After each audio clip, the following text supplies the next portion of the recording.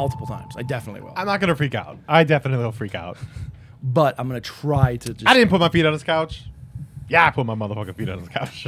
Make sure you have all the drinks you'd like. Did you get your snacks? Were those for me? Those are for you. Yeah, put them over there. Yeah, that's well. I've never seen those. They go in there. I like pickles. Yeah, that's why I got you. Did you? Thank you. I actually like. I don't know much about pickles. I just like pickles. But I actually asked him. I was like, "Are these grub free?" And that lady was like, I don't know what you mean." I'm like, "Are there grubs in these fucking pickles?" and she goes, "I just work here." I'm like, "Okay, that's good enough for me." The Kolsch are raspberry. Again, the only fucking thing I could find that's raspberry. I wonder if there's something going on with the raspberry industry. Do you really? I wonder if some shit's down. Is this on? Yeah. We gotta put our headphones on. Whenever you're ready. Yeah. Like we don't have to like start recording yet. Like recording. But yeah, and then the other thing is popcorn. Thank you. It's just no. We wanted to take you out for dinner, but it's like you need little snacks and shit. Snacks are good. Yeah, you can just eat them. I will. Heather will probably sneak some of those things. Fucking slap her hand away. No, I love my wife. She's. It's weird. Like when we were younger, we would always do jokes like that. We're like, "This is my food. Give me this is my food. Leave it alone." But like as you get older, you're like, there's an old saying that somebody says, please eat this with me. Food tastes better with people, and I wholeheartedly believe that. Do you? I do. I think there is nothing better than sharing a meal with someone else. Like I love the cable's always on the left ear. Okay. Do you know why, by the way? The cable's always on the left ear? No. Because right-handed? Because most camera gear comes with I guess the right-handed does make sense. The left side of your camera will always have the audio jack. Makes sense. Mm-hmm. You want to keep it consistent. I want to keep it consistent. So just so you don't like brush your hand into it and shit. So I guess most people are right-handed. That kind of makes sense now. I didn't think about that. So what were you talking about before? I don't know. I really don't. Damn it.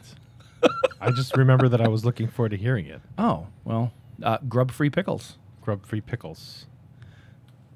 I'm so sorry that you can't go back to Jimmy. Like, can you, and Andy and I were actually talking about this. Can you not go back to any Jimmy John's or just that one? No, I like them. I'll have them like have and probably quarter the pickles. You know, but some reason I think. Oh, you were talking about how food tastes better with people. Oh, it does. I think halved pickles taste better than quartered pickles. Why?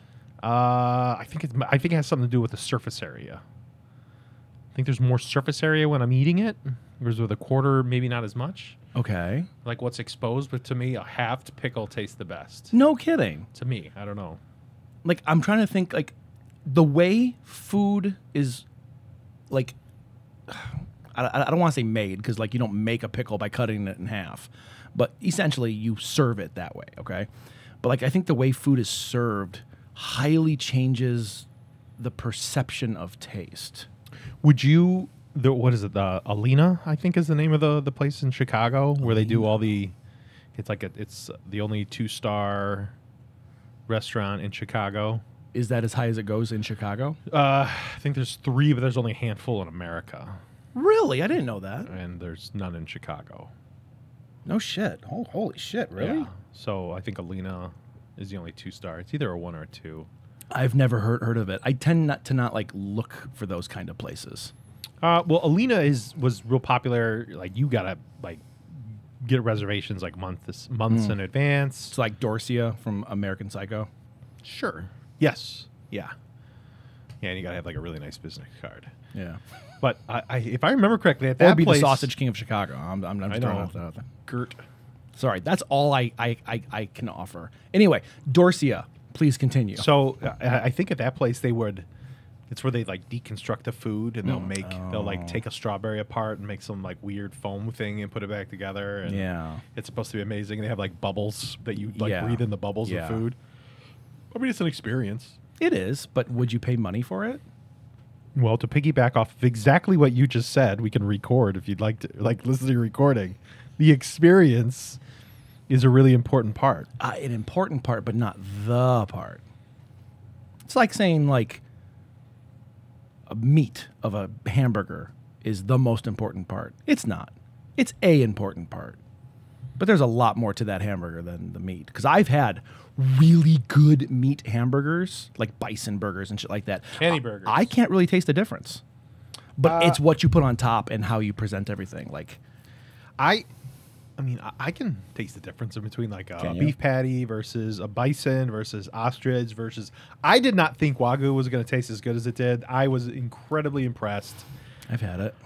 Like I had it over at the public house. Mhm. You know, That's where Mondays I had it, Where yeah. they do the half price. I remember price being burgers. like, it's like, holy crap, this is an incredible burger that I could only afford on Mondays. When it's Yeah, half off. dude. I mean, like that used to be like my go-to place, especially on Mondays. But then, like literally, they changed their menu. They got rid of the desserts that we actually liked. It was the deep fried. It was just fried cheesecake and fried brownie bites that were really fucking good. So they got rid of that, and we're like, okay, that's fine. But they still got the burgers. So my burger there was the bacon and egger. Shut the front door. They got rid of that? Oh no, but they changed the bun. And to me, yeah, like legitimately, the bread is very important. And they went from a dumpling bun to like a normal, like, I don't know, it's not a Kaiser, but something similar where it's a little more like dense. And I'm like, oh no, I think they might do ciabatta. it doesn't for all taste their bread. the same anymore. So we haven't gone back. What the hell's a dumpling bun? It's like a super soft, like on the outside, it's kind of like lightly glazed. Oh, you're right. They did have super soft. And it was like ones before. crazy soft, and when you bit into it, it was like air was releasing. Yeah, you're right. I remember that. But it I was do like remember that. lightly sweet, and like it made you focus on the egg and the bacon, and then there was like a chipotle ranch in there that was fucking out of this world. And then- Egg is very delicate. and the egg is very delicate because I think with a dense bread, it kills it. Then it feels like you're mopping it up after breakfast with toast, not enjoying the meal as a complete thing. Normally, I would tell you that you have a gross palate, but in this case, I 100% agree. Holy shit, man! Yeah. Wow, We should talk to the guy. That's Just actually tell him, like, hey, man, what's going on with your bread? So apparently, I asked years ago, like when we first moved here to Buttertown, I asked him, I was like, are you ever going to make a peanut butter burger? Because that's my favorite, like peanut butter burgers. And he goes, no, the owner is allergic to peanuts, so we don't have peanut butter on premises. But we've been there multiple times when they introduce peanut butter items to the menu. And we're like, kind of shitty. You should ask again. I should. I would like that place if they had, Dr. Pepper or something instead of Copious amounts of beer. copious amounts of beer, but not enough. Their menu is pretty good for Elgin. But I like stouts. I will always try a stout I've never heard of. Dude. And they'll have like 2 stouts. That's the whole industry right now. I think this is What is? I think this is the first year in many years where the beer industry has actually shrunk. And all that they're making are hazy IPAs, which I'm sick and tired of. Okay, good. I'm sick and tired of IPAs. I don't give a shit about hazy IPAs. Yeah. I hate them. I don't get the Like, fascination. dude, I liked it better when like you could get like there'd be like 1 or 2 on the menu, and and you have all these different types of beers. Now the whole industry's 80% hazy IPAs, and there was this massive thing for sours. Oh, God. Which yeah, there I was. thought, I mean, like years ago, I thought like, man, I think sours are going to be the next big thing. But like, you can't drink like a whole 6-pack of sours. You'll get rock gut. Rock gut? Rot gut. Oh, yeah. It's like drinking like like an alcoholic drink with a sour mix or something. Yeah, no, dude. It just like It makes- fucks you up. It makes your stomach get all bubbly and gross. Yeah. It don't feel right. You could I would do 1 or 2 sours, cool, maybe in a night, but I don't know. Yeah, the whole IPA thing. I don't get IPA. I I- really don't understand it. And Because it was cool for a while, but I mean they've been doing just nothing but IPAs and ramping it up right. for over 10 years. Yep. I'm sick and tired of these fucking IPAs. Granted, my knowledge of beer is not as extensive as yours. I think because of our mutual friend Scott, I was introduced to more beer on a rapid scale. Like he gave me my beer education. He is very well versed. He knows Yeah. way more than I do. Speaking of which, she's getting married. Is he? Yeah. I saw he had a kid on the way. Yeah. Yeah, holy crap. Yeah. He's our age with a kid on the way. 2. Well, I mean, he already has one. Yeah. But you know, the woman he's getting married to is fucking awesome. They're good. you met They're her? good. No, I have not, but I've seen them online. I've seen how happy he is, and I see how dramatic of a shift that is from where his life was before. And for that, I love her because he's a good dude, man. He is a good dude. He's a good human being, and I don't know. I just want the best for him. So, yay! Congratulations. Does he listen to this? No one listens to this, John. Oh, okay. Like for some reason we had like 80 something views on one episode, and then we'll get like 6 on the next. So I don't know what the draw is. And granted, we're not advertising. We're not doing anything of that nature. The podcast should be up online. I have filled out fucking everything for everything we need, all the RSS, everything. You figured it I out. have connected it to multiple different sites, Apple, Pocket Cast. When did which- you do it? Like 2 weeks ago, and then for the past week, which I should have been working, I've been working on this instead. You shouldn't be doing that. You I know. should just kind of Yeah, do other things. Yeah, but then no one would listen. And as much as I do love the YouTube, because I know how to work YouTube, I know how to post things, I know how to aggregate shit. Podbean's pretty easy to use, and I like it a lot. Did you put it on I put it on Apple Apple? Podcasts. Is It did say it might take a little while for them to okay it, but I am seeing it on Pocket Casts, though. So all 5 of you that are listening, as soon as it pops up, you guys have to go Yeah, on here. and rate it, please. Check it out. It's on Pocket Cast. Is which Buttertown 1 word or 2 words? It's not under that. It's under Vemodalen Podcast Network. So this is good that we tell people that. Yep. How do you spell that? Vemodalen. Vemodalen. Dalen. Len. And you have to say Podcast Network because there is a podcast called the Vemodalen Podcast. But we are the Podcast Network. We have a giant V. We're going to change that logo fucking soon. That was literally just a placeholder. And then every episode has different like show notes. Yeah, I don't know why some of it's showing. Like, I've literally, like, every episode should have its own, not episode, but every show. Like, Buttertown is one, Midnight Dropbox is another, but they all have their different show graphic, and they're not showing up. So that's fun. I guess if you want to do it, we can charge people for this, or like, you know, do a Patreon that no one will ever give to. And Oh no, so it's on here. Then we can have our own. It's on here once you actually click on it. It's on here. The show graphic. No, Oh, cool. but Oh, is that on Apple? yeah, this is on Apple. I don't like Apple's flow. But everything's not split up. You got the movie night. Well, on yeah, here, because I'm- Buttertown on here. I'm posting them as we're posting them. That's the order they have to go into. Because there's no way to split it up unless we pay for individual channels per show. I gotcha. That's what we talked about in the very beginning. It's like, do you want to do one channel, or are you okay with just having everything on one? Early on one. I think everybody gets to kind of do whatever. And they if you're want. not into one show, that's cool. Don't listen to it. Wait for the next show. But like, we're releasing basically like 3 or 4 podcasts per week. Cool. Kid who's working with me, Nathan, he's going to be starting his own too. Yeah? I told him we could open this up, but he has a very kind of like, he just wants to interview people on the outskirts of society and just interview them, just to have a conversation with like random people. There is an amazing podcast or an amazing video cast where a guy does interviews. He's like a Oh, I know what you're talking about. Yeah, white underbelly. Thank you. The guy with like everything's in black and white. Yeah, everything's black and white. Yeah, It it's is beautiful. Oh my god, it is. Those are it's so rough. good. Yes. I will listen to one and be like, holy shit. Yeah. Let's listen to another one. I'll get maybe like 5 minutes into the next one. I'm like, I cannot deal with this. Because everyone on there is either a pimp, a murderer, a hooker, someone of that like, They had, like, underbelly. A real hacker. Yeah. That one yeah. was really good. It was really weird seeing the horribly inbred family. I didn't see that one. They are. I think that was the one that actually made them super popular. Oh, okay.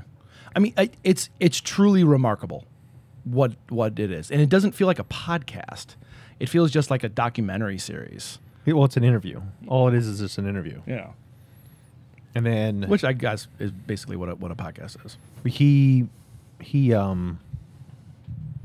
videos them, and then like I guess at some point he does like a full body portrait. Everybody does the full body portrait. Right, I forgot about that because he's a photographer. Yeah, like I guess he's higher end. Yeah, I think he's like a multimillionaire from photography. Yeah. Which seems crazy that's a thing, but well, yeah. There's a lot to it. But burying the lead here, but happy birthday. Thank you. Do you want to leave that off? Do you want me to edit this part out? No, that's fine. Are you like, fuck, no one deserves to know? No. Yeah, today's my birthday. Yeah? It's also the same birthday as J-Lo. So there you go. Who? Jello? Jennifer Lopez. Jennifer Lopez. I love you more and more every day, by the way. Jennifer Lopez. I need you to know that. I think she's 10 years older. J-Lo is? Jello's been around for a while, but dude, you know. There's always room for it, too. Always room for the red Jello. Who would have thought that, like, boiling up carcasses tastes so delicious? The Mayans. Are the Mayans where Jello came from? Yes. Interesting. Let's go down this path of just lies for the whole episode. Remember in 2012 when the Mayans were supposed to take everybody out? I remember the movie. Yeah. Who would have thought that it would have been just, Trump instead. Yeah, social media. That's true. Oh. Social media is going to take us out. I've been listening to an audiobook recently about climate migration. I'm very interested in this, by the way. Right now, I mean, it's a pretty long book, and I think I'm only like a few hours into it, but it's very intriguing. Like they were talking about some like a few communities that were in the Keys, the Florida Keys, and a lot of what they're and I went through like a whole. I think the way that the book is going to be arranged is you're going to go to different parts of America and kind of telling stories about a community and how it failed. Oh, and that's interesting. And they started in Florida, and I think now they're just outside New Orleans. I think Jackson. Are they going south first because like that's like well, there's a lot of migrational patterns of people? Well, I mean, it's been going on. I mean, technically, I think like they were saying like technically like millions of people have already been displaced. Like if you go back to like all of like with Katrina and before. Oh yeah. I mean, they're starting like back in the 90s when everything like kind of really started to pick up with a lot of these. In this case, like hurricanes being the thing that they're talking about. Yeah. Now it's just landlords kicking people out of Florida. Yeah, like if people can even afford. That's what I'm saying. Like the homeowners insurance jumped up 600% this year. Yeah. So the big thing that they're talking about is that, are people going to still be living in Florida? Yeah, the people that can afford it. This is what you talked about like 4 or 5 episodes ago. Yeah, getting the super rich out of getting rid of everyone else, so you can bump up the property, bring them back, and extorted prices. Yeah. Well, I mean, they're kicking everybody out now. Yeah, and they'll be able to afford their own island or their own whatever, and so the thing that's like really was interesting to me was how actually like government policy is a big problem with a lot of these things on how. Like whose homes are going to be kept and whose aren't going to be kept, and where the money's going to be divvied out. And they were talking about like the levees that they build. Well, if it's going to cost $10 million to build a levee, they want to be saving at least $50 million in property. Well, when you look at property, if you have a denser population, just the property is going to be just cheaper because. Okay. Right. And the property where you have like one massive property where just one guy lives there, 6 months in a day out of the year, that's going to be worth that'll be reason enough for the levy alone. But the place where, all these people have been living there for 100 years, and they're living in all these little shanty towns. Yeah. They all gotta go. Yeah. Because like all their homes, 100 homes won't be worth the 50 million. Correct. But like for the land. but a handful of homes will be worth the 50 million in the high priced area, and that's just the way. That's just because of math. It's government math. And further proof that the government is not for people whatsoever. It is all about property, and 100% property. It's all protection of property. Oh, bottom line. No, property. Property is everything. Property is more than money? Well, money is property as well. Well, it can be. Oh, you were talking like not property as in the colloquial land. No, yeah, everything. Like, Okay. like Okay, the objects that you own. Yeah. End up owning you. And the dirt and all that stuff. It's weird to think that you own dirt. That didn't... It's just going to go away, man. There's just invisible lines that say that you can be here and you Yeah. can't be here. They used to have the commons forever. Even when there was it was an aristocracy, there was always like the common lands. Like there'd be the king's lands, and you'd have the commons. That's where like the idea of like the digital commons or Wikipedia. Yeah. Commons, No. That had I'm to picking do up with what you're pooping. Yeah, that had to deal with like English law of the commons, but that idea in the new world, America, just went away. The idea that you could actually buy land is incredibly foreign to a lot of places. But I mean, Is that more of an American kind of mindset that you can buy land? it's a very American mindset. Really? That's interesting. I mean, There's- growing it's- up in it's- America, it is a Western thing, but it is a very, very American capitalist thing. was that like, what was it called? Manifest Destiny? If you can get out there and fucking claim your land, kick everyone else off it. This is my land now. Well, to them, with Manifest Destiny, I mean, it was all kind of under the ruse of being religious patriarchy, that you had to go out there. It was the white man's burden to go out there and do it. Which, so,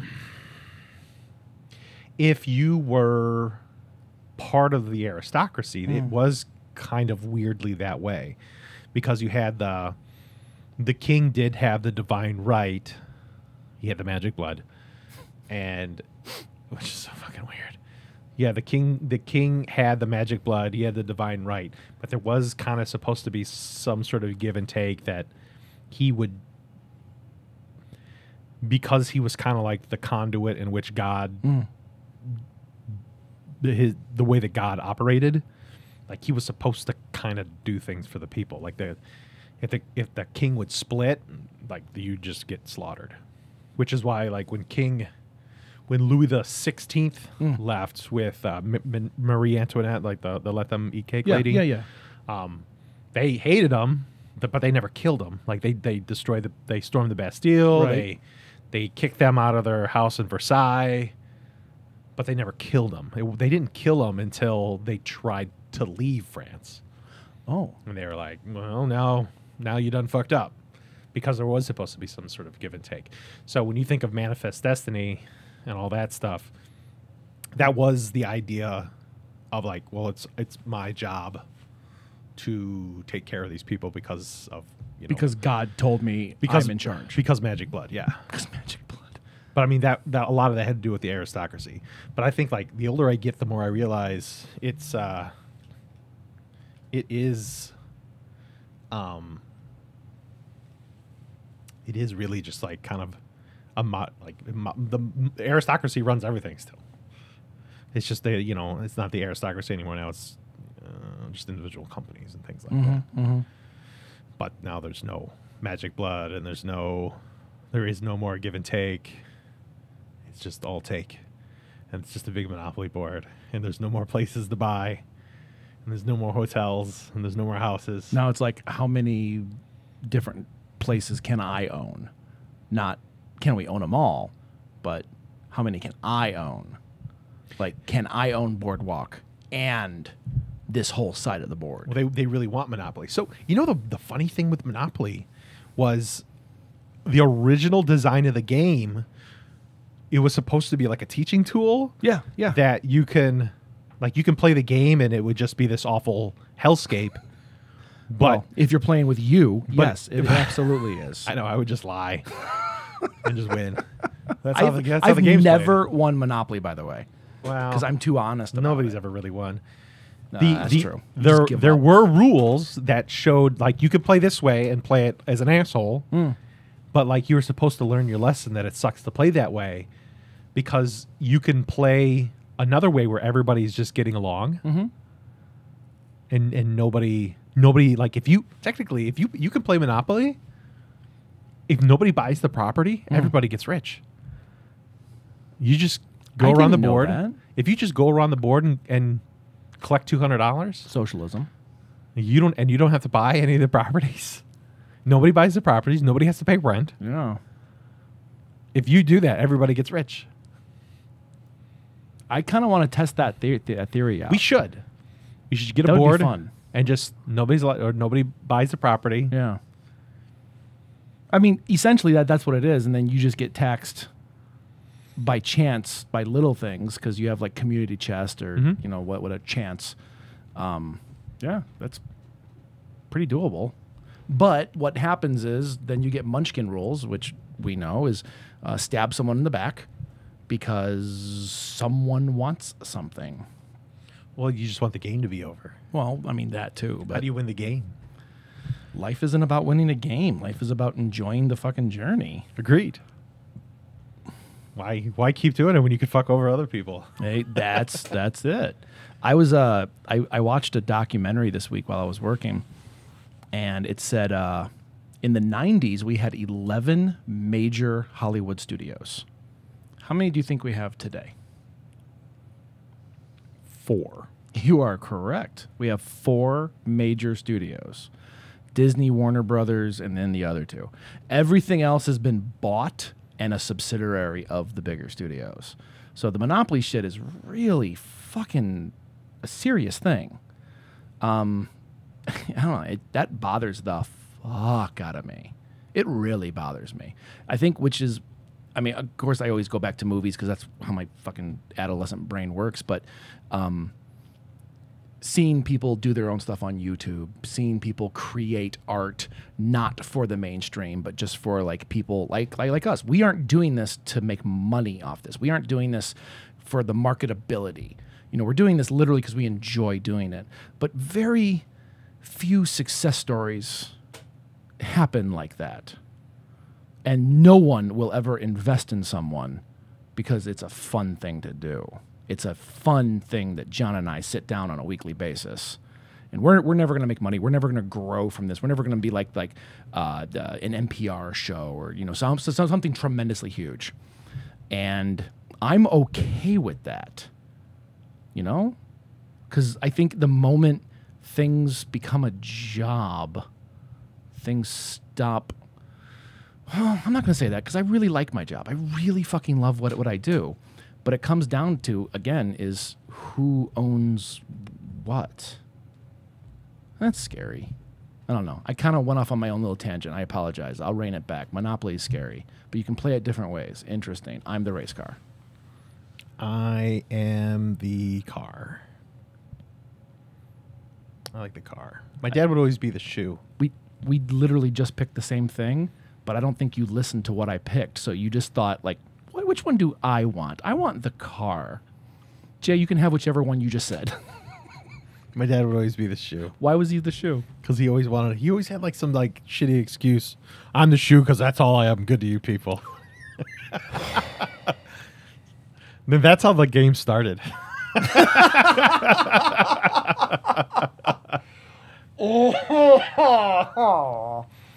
Yeah. We no, I'll be the battleship. You can be the car. I'll let you be the car. That's all I am to you people. That's all I am. I just drive you around. It's all I do. For long-time listeners, I have questions. Why are you listening to this? But John and I used to have a tradition. Once a year on New Year's Eve, we would get together and we'd play Monopoly until literally our eyes bled or we just got so tired, or my dad and John and whoever else was staying over the night stole all my money, and I just gave up. I wouldn't steal it. You would give it to me Yeah, willingly. I would give it to you, but you would lie to me, and like literally, I remember once I handed you like thousands of dollars, and you looked at my dad like he fucking believed that. Your dad was so disappointed. Yeah. Like, oh, there goes the family business. Welcome to my fucking life right there. But we, for years, we didn't have any of the Monopoly pieces because I think we lost them all. That's right. We always had I brought like a micro machine. Yep. I would bring. I had a Spawn toy. Yep, I remember the Spawn toy. Because it didn't have an arm. Do you remember Marvin's piece? Yes, I do. That's all that we can say. You think it's still in the? Think it's still in there? I fucking hope not, because that's tetanus waiting to happen. I do remember we eventually got a little plastic, like a sandwich bag for it, so it wouldn't go missing. For the folks listening, it was a hair. It was a hair. It was a hair. Use your imagination where you got it from. Oh man, how do you think last week's episode went? I went to bed last week. Longest episode we've done so far. I think it was close to 3 hours. I actually did this. I didn't talk to you about it before, but I cut it in half because I found a place you can, like, in the middle where you could cut it. And one of them was like an hour, 20 minutes, and one of them was like close to 2 hour episode. And So this is like a pre and post question? I mean, yeah, but wanted to see like what your thoughts were with splitting it into two, because it's very tonally different parts. Like the first one, we actually had a conversation. The second one was, holy shit. Let's ask a question for a quick answer. For 2 hours. And then for 2 hours, we played two games of role play. We turned into 14-year-olds. That's what happened. Yeah, that's fine. Yeah. Oh, no, I enjoyed it. But how do you think it went overall for like the tonality of the show? I mean, this is pretty open form, random stuff. It did kind of start out as a show and tell, but now it's something different, and it can evolve to something different. Yeah, that's something different, and then it can be whatever. That's Buttertown, baby. I mean, we've done things where it was. I think the thing that I liked the most was the answering questions. I think that was on the previous show. I did really like doing the questions too. You know, you got to answer everybody's going to ask about the time machine. I don't think we ever didn't answer a question Unless unless someone said it like the answer asked this exact same thing, which was pretty fucking rare.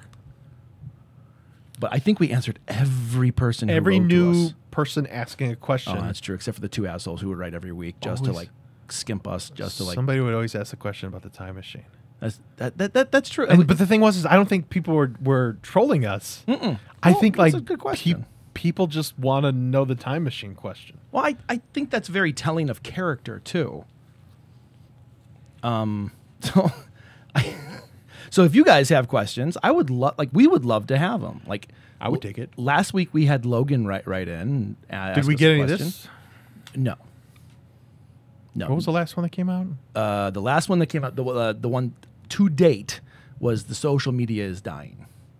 And I love that Pez wrote to us on the side. He's like, I was yelling. I was like, I see John's point. I see Jason's point. They're not seeing each other's point. And I thought you were trolling me for the whole episode, but I couldn't tell.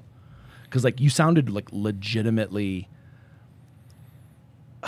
on the side of what you were saying. Because you were arguing that like, you don't think World War I was that big of a deal? And I was like, no, it is, but it's still a thing. And you were like, it's not just a thing. It was World War I. That was World War I and World War II. Okay, I'm not getting back in. I don't. It's the idea. I think that we complain. By we, I mean white suburban males in the suburbs complaining about how rough things are. Just seems so shitty and silly. Yeah, it's like the most first world problem. Ever. That you could really have. Like in the history of mankind, nobody is safer than a white dude in a Midwestern suburb. And to be like, this is the worst time ever. And I'm like, well, you know, there were way worse times than this. This isn't that bad. Or like bad things happening, yeah. But I mean, I don't. Do we have a real Batman? Something's really gonna happen. I think for the longest time, I think Elon Musk. I was really under the He was our assumption. Iron Man. Yeah. He was the one who was like, for a while, he was the one who had the money, who was inventing shit. He was literally like, it felt like. Well, you had Bezos is going in outer space too. Bezos is not a fucking superhero. He is a legitimate capitalist. That's all he is. He is not a fucking superhero. I think the thing that I'm now realizing with Elon Musk is he's actually a real true dumbass. Yeah. And he just buys companies. Yes. And drives them into the ground. Yep. I guess now I'm seeing a lot of stuff coming out of the woodwork of like all of the awful decisions that he's made in the past. Like with PayPal and stuff that he's done with Tesla and stuff that I guess he's like was trying to do with SpaceX. Yeah. And like Twitter is just another line of things where like Twitter bought money, he bought a thing, had no idea what he was talking about, just assumed he was the smartest guy in the room. And people literally just have to deal with a man-child. Yes. He is too rich for his own good, and he's never been told that he's a fucking idiot at a young enough age where that shit should have stuck. Or do you think he got beat up enough? No, God, no. Because or maybe did he get beat up too much? No, I don't think he got beat up at all. Mommy and Daddy owned a diamond mine. Mommy and Daddy paid off any bullies that there might have been. End of sentence. You know, the first time you get your ass whooped, that shit is ingrained in you. And you know, You're not going to let it happen again. I'm not going to fuck. Well, either you don't let it happen again, or you're like, well, shit, I'm not going to. I hate that feeling. That's a terrible feeling. I don't want that to happen again. So I'm going to make sure I don't step out of my little box. Is this the thing where you find out that Batman is actually an asshole? He's a billionaire. Oh, he has to be. Well, he's a billionaire, and he has all this money to stop all these awful problems. Yeah. But he beats up like street thugs. Yeah, like people peddling like, on the side of the street. He could stop like world hunger with his money, but like he's gonna beat up a lady who steals a purse because that's the real criminals, poor people. Oh, what was I watching? Oh, there's a new show on Amazon.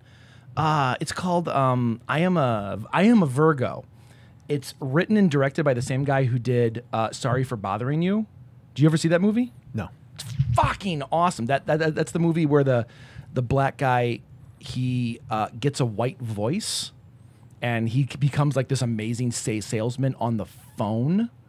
And like he's like loses himself, and it becomes very like, you know who Michel Gondry is, right? Like Crazy Eyes? Eternal Sunshine of the Spotless Mind. Oh, the director. Yes. So Michel Gondry does like these very like esoteric kind of like weird films where like things are falling and like walls will move and things like that. And I'm forgetting the name of the guy who did Sorry for Bothering You, but it's very in the same vein, only a little more weird. So like there'll be like a character who's like insanely fast at something where like literally like she's a blur. And like in between her, there's like a person in a yellow suit and a red suit, and they never answer why. That's just normal. And it's just like all these little things. But the show is about a kid who was born as a giant. And I'm only 4 episodes in. I fucking love it, dude. But it's very weird, very like out there, but very like culturally understanding that the black community has to deal with this shit. Like it's an allegory for the black community living in white America. It's fucking great. Oh, it's Afro surrealism. That's what Atlanta is. Yeah. Okay. Yeah. Exactly. Atlanta. That's a fucking great show. Was there a season 3? I only watched 2 seasons. There's 4 seasons. Oh, eat a fucking dick! I'm so happy right now. I didn't know that. Yeah, I love Atlanta. I love, because the first season I was like, it's okay. It's not bad. It's Then okay. it gets good. And then 2 was like, what the fuck? And I swear to God, I didn't know there was anything past that. So I am literally It's happy. 4 seasons and it's done. I'm okay. Oh God, that makes me happy. Yeah. There are so many shows. And the that just ending keep is going. pretty trippy. Really? Yes. Oh, I'm happy about that. Did you ever watch the Wu-Tang show? Not Afro surrealism, but Like about the history of them? yeah. I saw it. I would like to watch it. It's a narrative. I think it's on Hulu, right? Yeah. Good. Hulu is like really killing it right now. Way better than Hit or Netflix. miss. Oh yeah. Like Netflix, I just think, is failing left and right. They're acquiring a lot of shows from overseas, which is fucking fantastic because we don't see these foreign shows anywhere else. But they're early original Netflix was content. amazing. Dude, you and I were both on Netflix at the same time, and I'm going to ask you if you remember this because When you could have it as a social media. I want Netflix as a fucking social media.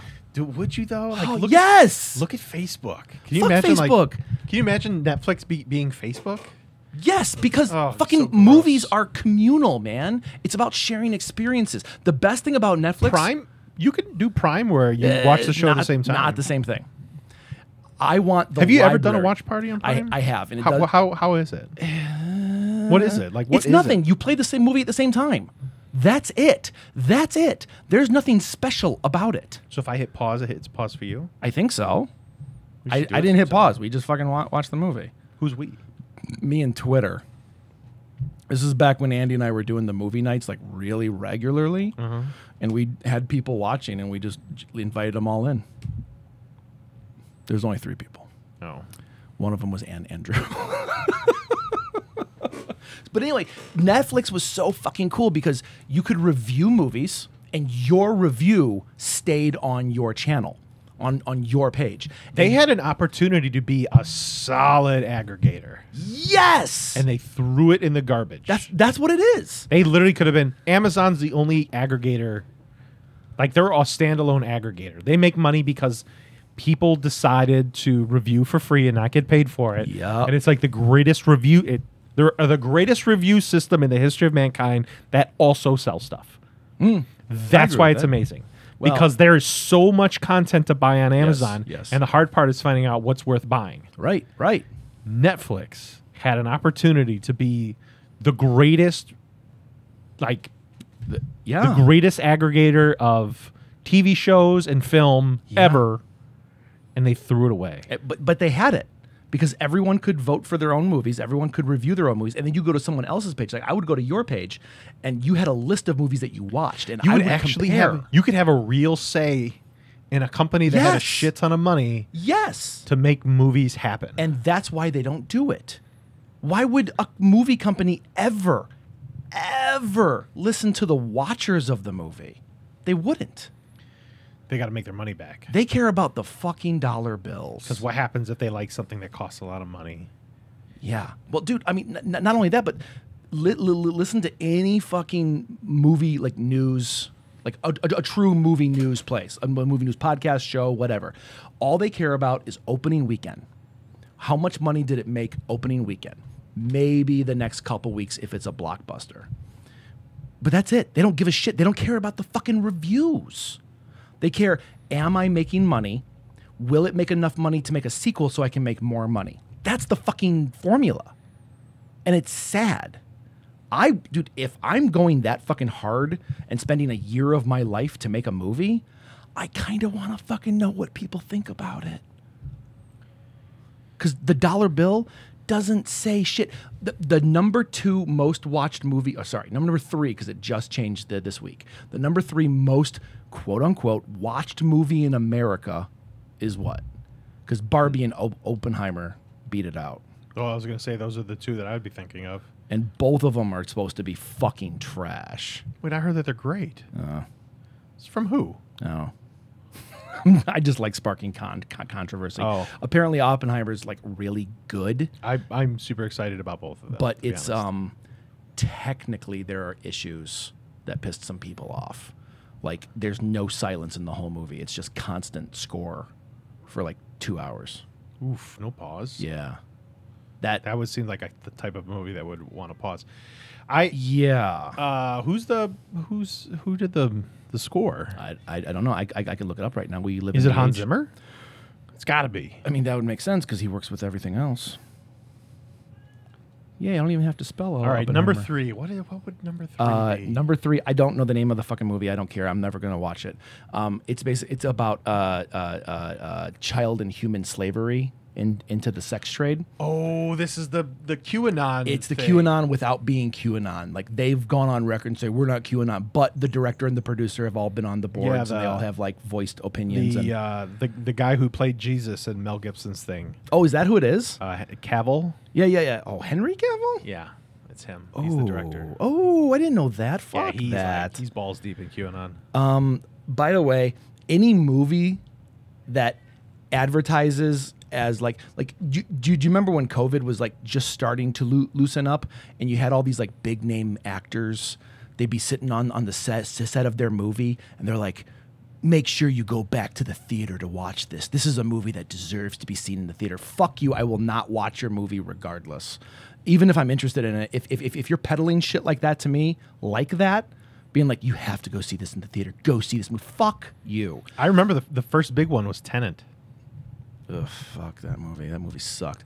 But that was also Christopher Nolan. Yes, it was, and it fucking sucked. And like here's the thing: when I bring that up to people, they're like, "Oh, you didn't get it." It's like, no, I fucking got it. It's not that hard of a concept to get. Tenet? It's just not good. It's not a good story. It's really bad editing. So anyway, in this movie, this child slavery thing, at the end of the movie, I didn't know it was Henry Cavill, but he comes on screen and he goes, go buy tickets for this movie so you can bring your friends here. Everyone needs to see this movie. They played the audio clip on NPR the other day, and I'm just sitting there with my jaw open, like, in the movie. This is like fucking Luke Skywalker turning to the camera and go tell your friends how great this movie is. I'm going to go kick Darth Vader's ass. It's like, well, hold on, Mark. Hold on. It's a fucking embarrassing. Like, maybe you should make a good movie instead. I watched The Flash. I know I'm going to piss some listeners off with this. Did you watch it yet? No, but I really want to. Then I'm not going to say a word then. Because are they ripping off exactly what Marvel is doing, but then again, Marvel rips off DC and it's just a big circle jerk? Yes, but I really want to see all the Batman. Like, I want to see Michael Keaton so bad. Oh, yeah. Yeah, I really am excited about that. Because he's like my Batman when I was a kid, so. You know, after watching Christian Bale become Batman in the Dark Knight trilogy, I really was in that camp. Because I wanted that Batman to be more real. I didn't like the glitz and glamour Batman. I didn't like him being flawless and shit like that. I really love a flawed superhero. Dude, I love the Pattinson. That's Batman. where I was going to next. It is so good. The Batman. Oh, it is so good. It's just crazy that happened. Dude, when we watched it in my living room, and I didn't realize until the credits rolled that I was literally leaning forward and just a tiny little bit of my ass was on the chair for 2.5 hours. I was so engrossed in the story and the character and the fucking cinematography. Literally everything about that movie was fucking beautiful. The music was good. It was tense. It was a good characterization. Oh God, it was so amazing. He was just a great Batman. It was the first like true noir Batman, like the detective kind of feel. The detective Batman, not the kicking ass. Noir is like one of my favorite genres. I love noir. Do you really? I love it. Oh, dude, my fucking assistant loves old school noir. Oh, I love it. You guys can have a good conversation. But so once you watch The Flash, tell me what you think of one of the Batman in the movie, because we thought we were watching a Spider-Man film. I mean, is it going to be as good as 3 Spider-Men pointing at each other? No. That was a pretty amazing meta moment. I loved. Okay, there is one. Granted, I'm not a huge DC fan. Does anybody say I'm the goddamn Batman? No. Oh man. But there is one thing, and like they show it for way too long for being like a little wink and a nod. At least too long for my taste. It should have been more like a blip and be like, I mean, was that fucking? But once you see it, you'll be like, oh. That's fun. I like that. I got you. I see what you're doing. I smell what you're stepping in. It's like literally I saw that and I laughed. But I have it if you want it. I've been having a really hard time like going to watch I like watching movies is really hard for me right now. Like at home or like out to movies? Both. How come? I'm either still studying Oh. for my exam stuff, Yeah. or when I have time and I'm with Heather, we're either finishing Atlanta or I am still watching Shameless. Oh, okay. No, I get that drive. Like you find a show and you're like, oh my God, I cannot put this down.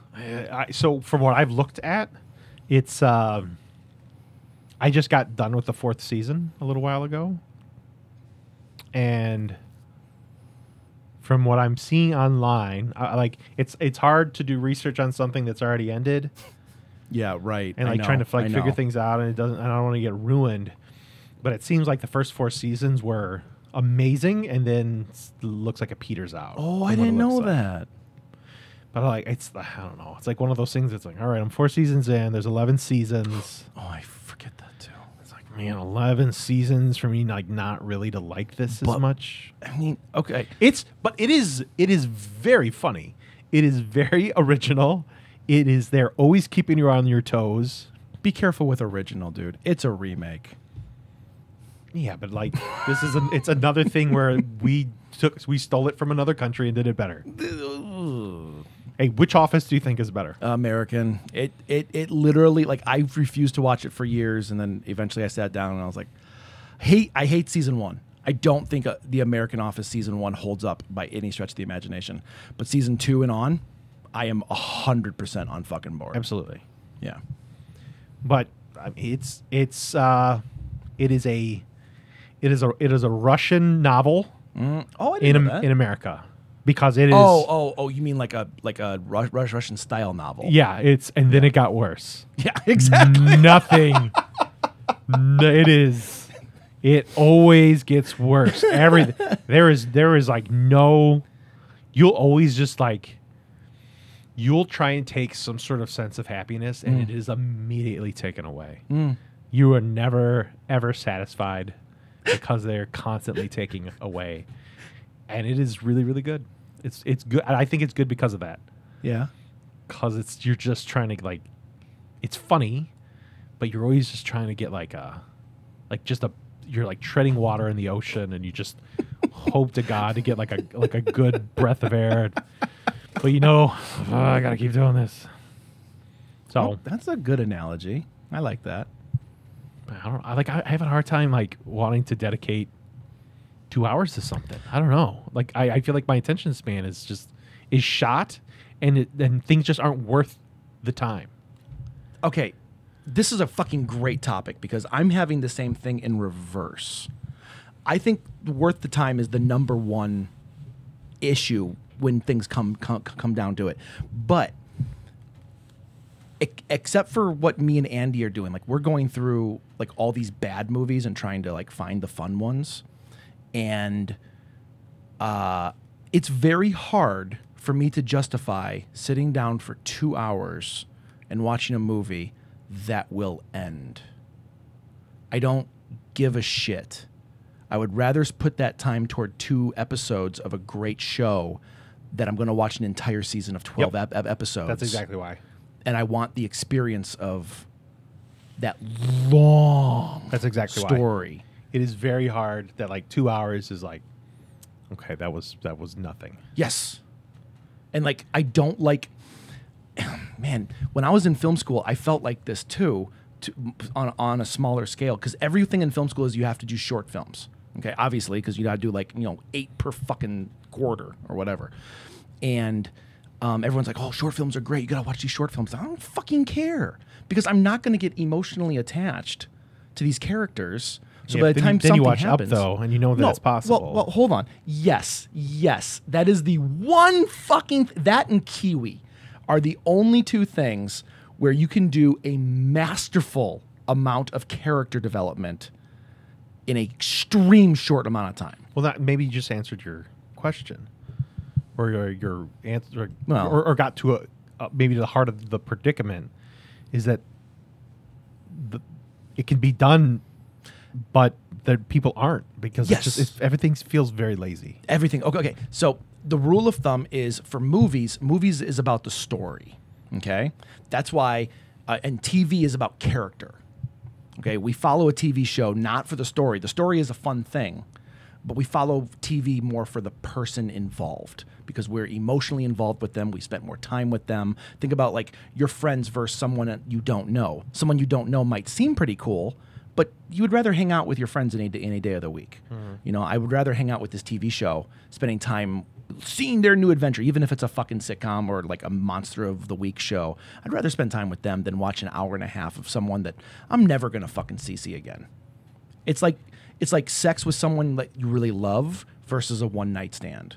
Like the one night stand sounds really good in theory, and then you just left empty and fucking like a husk the day after. Okay, so TV is this beautiful cataclysm of emotional context because at the fucking core of everything we do as humans is connect with other human beings.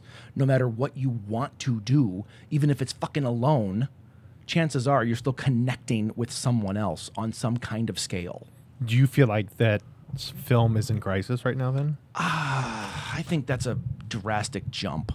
I don't think that's where it's at. Scientifically, crisis means that the rules that applied before no longer apply.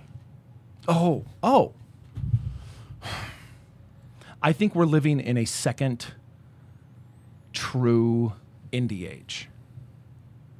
I think the first true indie age was the 1960s and 70s, especially with the new wave, the French new wave, and the independent film movement of America. Because America, that was the first time where people were like, oh, I can make my own fucking movie.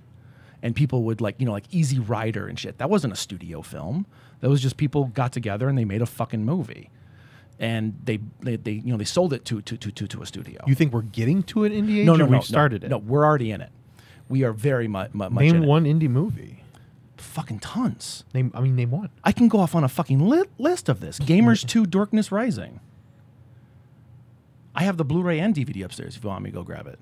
I know of this, but like nobody's watching those. Like there's been no... But there are. There's no buzz to the indie... Oh, but now we're living in the age of subsex. We're living in the age of subgenre of the subgenre of the subgenre. We no longer want a movie... All the long tail that's economics. Action. We don't want action. No one goes to see a movie for action. They go to see a movie for spy espionage. They go see a movie for video game-like fighters. They go see a movie for superheroes that are deconstructed. You know, even superhero genre itself is way too vague. You have to fine-tune it. So we're living in the age of the sub genre, very much like in the fucking 60s and 70s. You know, 80s got really glossy. Everyone and their brother came out. We talked about this on an episode because everyone could make a movie because VHS came into being. And movies were cheaper to make in the 80s. And then 90s came back to the Hollywood thing. And then probably in the last... yeah, but like people watched Easy Rider. years? Easy Rider was a cultural moment. Darkness Rising isn't a cultural moment. I'm not comparing the two. I'm saying that they're both independent film. I don't know. I wouldn't call it a golden age, though. Like, it's something else completely. Oh, I don't think so, because I think we are living in this second coming, because now everyone and their brother... Again, the problem, just like with social media, is everything is oversaturated. Like, how many streaming platforms can you name? Not to put you down, I guarantee I can name 3 times as many. Probably. Or no, definitely, you can. So there are so many fucking platforms out there begging... fucking pleading for content. There's a great book on this called The Attention Merchant. Oh. I'm making a collection of marketing books. Kenneth Wu. Oh, I love you. Thank you. Kenneth Wu. The Attention Merchants. The Attention Merchants. So a lot of this is because we have platforms at our fingertips like... YouTube, like TikTok. Like, how many times have you like found a movie on YouTube and oh god, let's talk about this. Okay, hold on. How many times have you gone on Netflix or Hulu or like any of the big boys, right? And you start watching a movie and then you turn it off. You're like, I don't want to watch this anymore. All the time. All the time. Okay. Remember when we were kids and we went to the video store, and remember when we would go to Video Images, and you were allowed to pick one movie. Okay? And you watched it no matter what. And you watched it no matter what. If it was garbage, if it was like, oh, this isn't what I wanted at all, but you fucking watched it anyway because that's your one movie that you got to watch. Then you had to watch your mom's movie. And that shit was fucking terrible. And it's always fried green tomatoes. And I will... Beaches. Beaches. She'd be crying. Like, come on, Ma. Don't do this to us. So, like... You had to watch that, right? Like there wasn't that much choice back then. Now we're living in an age where entertainment is no longer something we seek out. It's just fucking inundated in everything we do. It is fucking ubiquitous with living right now. We are constantly being entertained, and if we're not being entertained, oh shit, something's wrong. And I want to watch a good movie. But is that a golden age? No, it's a golden age because of the ability to get this stuff. I'm not saying the golden age, and I didn't say golden age. I said we're living in the second age of the true independent film. Okay. And because everyone can make a movie right now, and the beauty of this is, let's say in the 60s, right? The grand majority of people, just like to today, wanted one type of movie because that's what all we've ever known. Is that one type of movie, is the Hollywood movie. And all these independent movies started coming out. And people were like, holy shit, I hate this. Why do I hate this? Well, because it's not the good guy lives in the end and everything's good and everything's fantastic. And then there was a whole other generation going, no, this is fucking awesome because this is how we feel. This is like not everything is great and grand and has the shining ending as the credits roll. You know, there's dystopian feelings. There's sadness. There's depression and all this other shit. And now we're living in the age where it's like, again, the subgenre of the subgenre of the subgenre, because you can have a super finite, detailed, amazing taste in certain movies that other people won't. This is postmodernism in film. Okay. There is an audience for everything. And this is like, ever since I started making movies, my number one rule was do not make what people will like. Make what you want. Make the story that you think is good. Because guess what? There will be someone out there who fucking digs it. If there's not, cool. Make another one because you did it because you wanted to. You know? And that's why I don't like the Hollywood system, because they're making movies trying to appease everyone and thereby really not appeasing anybody. Do you know anyone who like flat out fucking loved the new Star Wars films? Nobody. Like flat, like straight up, like you will always find people who go, you know, that one part, that was pretty okay. I didn't mind that. That was cool. I loved that. Something like that. It is crazy to me that fell so flatly when there was so much to mine for fan service, and they are just like, we are not going to do any of that. You get nothing. Like fucking Willy Wonka. Yeah. Like, what the hell did we do? I didn't steal any fizzy lifting drink. I waited this whole time. Those motherfuckers. I always think of Bob in those situations. He had a comment in, it was either high school or right after high school. Someone said something. He goes, "You will never know what it's like to be a fan of something your whole life and be told that you're a nerd for it and you're stupid and you're not cool because you like this one thing. And then the new thing comes out and everyone gravitates to it and it's amazing. It's like everyone fucking loves it. And you watch it and go, this sucks. But I've been waiting for it for 20 fucking years. So regardless, I have to love it. I have to love what it is. I have to love what it gives the world." I think about him all the time. I don't know if I 100% buy that. No. Yeah, But like no. I don't think like you have to. No, I don't think you have to, but there's something in you. There's something in you that says, I've dedicated all this fucking time to learning about the most stupid details that will never matter to anyone. So this new thing comes out and you watch it and you're like, that sucks. It's not what I wanted. It's not even comparable. But I'll watch it again. Then I'll watch it again.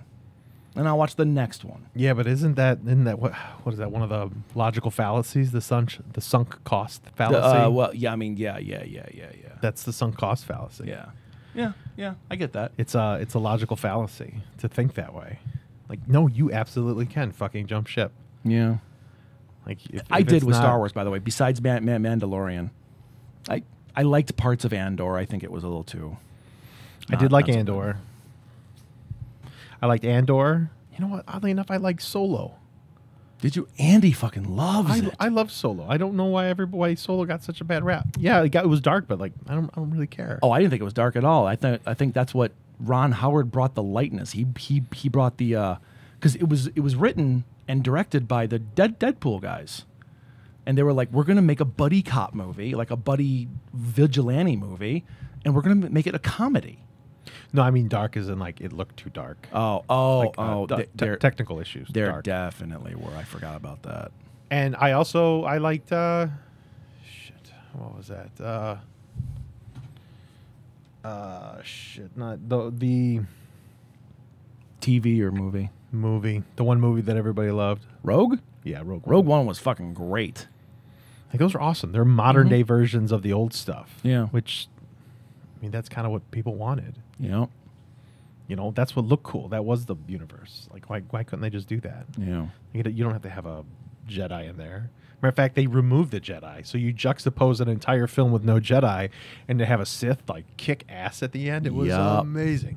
Dude, I legitimately, like, when the Jedi started coming into Mandalorian, that's when I started checking out. I still watched them all. But that's when Luke popped in, that was pretty baller, dude. Was it? Yeah. I disagree. I don't think I got like shivers watching that. Really? Oh my God, it was so amazing. Huh. And Okay. then you realize his scene is an almost shot for shot of the hallway scene with Darth Vader. With Vader. One. Yeah. And it's amazing. Yeah. It's just so, that was like such an awesome tip of the hat. It was so cool. It was so amazing. I will say that's done better than most of the other the deep fake bullshit that we see. There's one guy who redid everything himself. Redid? Are Yeah. you talking about the Ivan cut? Is that the guy who just he's been making all the Star Wars stuff better? Yeah. And like the stuff that he did what was it? With with the man, you know what? Like I'm like so unplugged with all that stuff. I am so unplugged. With the brothers. Of the with the Inquisitors, and they had the main Inquisitor guy, the Grand Inquisitor, and the way that they had the cartoon, he like looked really cool, and his head was more elongated. The makeup should have been a lot better. Yeah. And then I don't know, they just like fuck this. So you guys get whatever the fuck you want. This big ogre guy, now it's an Asian dude. And then he went in and he did CGI and he fixed it all. I didn't see this. This guy, he did. He's the one that he did the thing with Luke, where he did the CGI himself. Oh, and it looked way better than what they spit out. God. So there is a guy named Ivan, and not the same thing. He didn't do any CGI, but he's an editor. And he would release, like, every week he would release like a little 3 to 5 minute video clip of his progress of re-editing whichever the one he did. It was the one where I think it was part 2, where like Rey goes to tell Luke, it's like, hey, your best friend's dead. You know, maybe you'll care. Well, and that blew me the fuck away when I saw that in the theater. When he's like, Han Solo's dead. And he's like, oh, and he goes into his little house for like, goes into his little yurt for like maybe 20 seconds. And he's like, and then, I need some blue milk. I'm going to go sick some alien titty.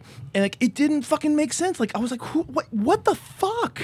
So Ivan, he re-edited it. And the whole time he's like doing these little like behind the scenes clips. And he's like he's bitching about the whole thing. He's like, this is terrible. It's bad storytelling. Like, they're literally just throwing shit out there to be as fast as possible. and they're not letting you sit in these moments, or they're throwing shit out there and letting you sit in the wrong moments. Like one of his big gripes, and the first, I watched his edit, man. It's fucking great. I have it if you want to watch it. But one of the first things I noticed when I watched the edit was when Poe Dameron comes up in the very beginning and he's going to like shoot the Star Destroyer, or the Star Destroyer, right? The big ship? Yeah. Wow. Okay. I say I'm getting out of it, and I can't fucking remember anything. I get it, man. Like, my brain's just like offloading it. So he's about to shoot, and he does that whole joke where he's like, I'm sorry, I can't hear you. Your mom's on the phone. And I remember people laughing in the theater about that, and I groaned. And they cut that out. Like, he cut that whole chunk out. It's stupid. But he cut out any humor that wasn't necessary for character development. Like, there are movies where humor really tells you who the character is. Like, you've seen Thor Ragnarok, right? It's awful. Bite your fucking tongue. Thor Ragnarok is awful. Really? Hated it. Okay, fuck Star Wars. Let's talk about this. This is actually shocking to me. Why? It was useless, stupid, mind-numbing, dumb humor. It was essentially Gilmore Girls, but it was just mindless. There was no need for a lot of it. Okay, I was wondering where you're going with that. I'm like, Rory gets into Harvard, dude. Yale. She gets into Yale. Well, hold on. Let me make sure that I'm. It's the one with Christian Bale. No, that's the fourth one. That one's a giant piece of shit. Okay. Then I'm sorry. Then the third one's very good. I love getting older. Sorry, I know. Okay, the third one's good. So the fourth one was is directed by awful. Kenneth Branagh, and the whole movie, I'm like, this is really dumb. This is not entertaining. It's really, you're basically making a stage play. The whole movie felt like a stage play. It was really stupid. Talking about the fourth one. The first one. Yes, And the first one is very bad. And then the second one was like a Also bad. parody of the first one. Second one is very bad. And then part 3 comes in here where Thor is thrown to another world. He's almost a side character. He is a side character. And that's where I think once you get to that level of movie, like part 3, you're no longer the main character. You are taking us on a fucking journey, like a TV show. We are there to go along the journey with you. But in a movie, in a condensed fucking 2 hours, you have to follow the story. Not so much character, the story. So you are our fucking donkey as we go through the galaxy and learn about other cool characters, like the fucking rock monster and the little glib with the knife hands. That's exactly what it was. I can't quote anything from Thor in that movie, but I can quote the other characters. I remember the characters because I fucking love them. I will say, that's the first time you saw Thor as a fucking human being, and we're like, oh, I kind of like this guy, because before he was a real jagoff. Mm-hmm. And then he got Fat Thor, and I was like, fuck yeah, I love you, man. Fat Thor was awesome. And then he went away. I do like that he didn't like just get fit right away, because I thought that would have been really tacky. Yes. But so the fourth Thor was awful. Thor 4 was fucking trash. Yeah. It was. I was so shocked how bad that was. Oh, so Andy and I, like, we always watch every Marvel movie that comes out. Okay. Okay. And not in the theater. I'm not giving them my fucking money. I will say, if I see a good one, I'll happily pay for it. But we watched Doctor Strange 2, then fucking Thor 4. I hated both of those. And then Ant-Man 3. I haven't even bothered watching It is fucking stupid. All 3 of those, it was a fucking nightmare, man. If we had watched all 3 of those in one weekend, I would have said, fuck Marvel. I don't care who you could bring out Gabby and Laura Kinney. I'm not fucking watching it. You can bring out Gwenpool, who is my absolute fucking favorite Marvel character, and I won't fucking watch it. I have no urge to watch anything Marvel anymore. I'm so burnt out. Deadpool 3 looks I'll watch that. like a good nod. I'll watch that. But they need to Especially do it because they got Hugh Jackman back. I know. By the way, that was the teaser. Did you saw that teaser, right? Where it's like Ryan Reynolds is in his house and he's talking to like his webcam, And he's like, well, it's not a webcam. It's a red one. It's a fucking very expensive camera, but it's made to look like a webcam. And he's like, oh, yeah, you know, we were trying to think about, you know, what you guys would like to see in Deadpool 3. And then fucking Hugh Jackman just walks by in the background while he's eating ice cream. And, like, you just heard a billion simultaneous nerds screaming glee at the same time. And I was like, you got everything they're doing, like marketing-wise, winning. 100%. 100%. And Every Disney Marvel Deadpool is thing, failing. Every Deadpool is amazing. Yes. I will say I didn't like part 2 as much as I liked part 1. But after I watched it again, I was like, oh, no. You are hitting all the right notes. I thought fuck, dude. Like, yeah. If you have people that really enjoy what they're doing and they know how to do fan service properly, without overdoing it, because it's very easy to tip your hat the entire time, and then I don't give a shit anymore. I think Cobra Kai is some amazing fan service. Except for the last season. Yeah. What happened in the last season? So the last season wasn't bad, but the opening 2 episodes, it honestly felt like, I think it was season 5 was the last season. So at the end of season 4, Miguel is like, oh, I found my father in Mexico. I'm going to go find him. Yeah. And he goes to Mexico, and we're like, okay, well, we have to tie up that story. Yeah, I don't know why they did that. He's there for an episode and a half. And like you can tell the writers are like, this is fucking stupid, bring him back home. Yeah, that was pretty bad. But unless it's going to tie into the last season. Unless it's going to, it fucking better. It has to. Otherwise, you're right. Their writing has been pretty tight so far. I would like to say they're probably gonna. Those are breadcrumbs for the final. I hope so. Season 5 was not as strong. Season 4 started to go downhill. It feels like they're really turning into a WB show, where it's like, I can see that. There's this like thing that's going on, but my relationship is really sad. It's like, I don't fucking care. There is something. I read something on Reddit that said, or maybe it was you, anything that could be solved with a 5-second conversation is bullshit. Bullshit drama. Yeah, dude. It's like, none of this would happen if we just talked for 5 seconds. Or I gotta go. Or just listen. So that's what Miguel. That's what Ant-Man 3 is. The whole time it's like, well, who's that person chasing us? I'll tell you later. Bitch, we're walking for 5 miles. Give us a fucking story nugget here. Yeah. Yeah. That's why I'll let you know when it's important. Heather, no. Heather loves Cobra Kai, but we're both Team Tori all the way. We love Tori. 100%. Tori is amazing. Tori is and we yell. Best girl. We yell at. I hate her. Oh. I hate Daniel's fucking daughter. Yeah, LaRusso's daughter is the worst. She's a stuck-up snob. I don't like her. Such an awful bitch. Yep. So we just cheer when she gets her ass kicked. Me too. And then the problem with that is like, but you're supposed to be cheering for her? I think we're supposed to be cheering for her because they'll be like really sad music when she gets her ass kicked. I'm like, I don't care. You're not a good character. No, yeah. You deserve all of this. Yeah.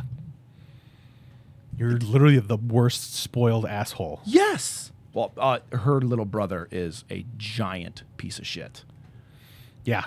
It's nice watching him get his comeuppance. I do want to see his teeth get knocked out, but I mean, he was getting his ass kicked for a long time. If he prevails and beats up the poor black kid, nope. Oh my god, that better not be the end. Nope.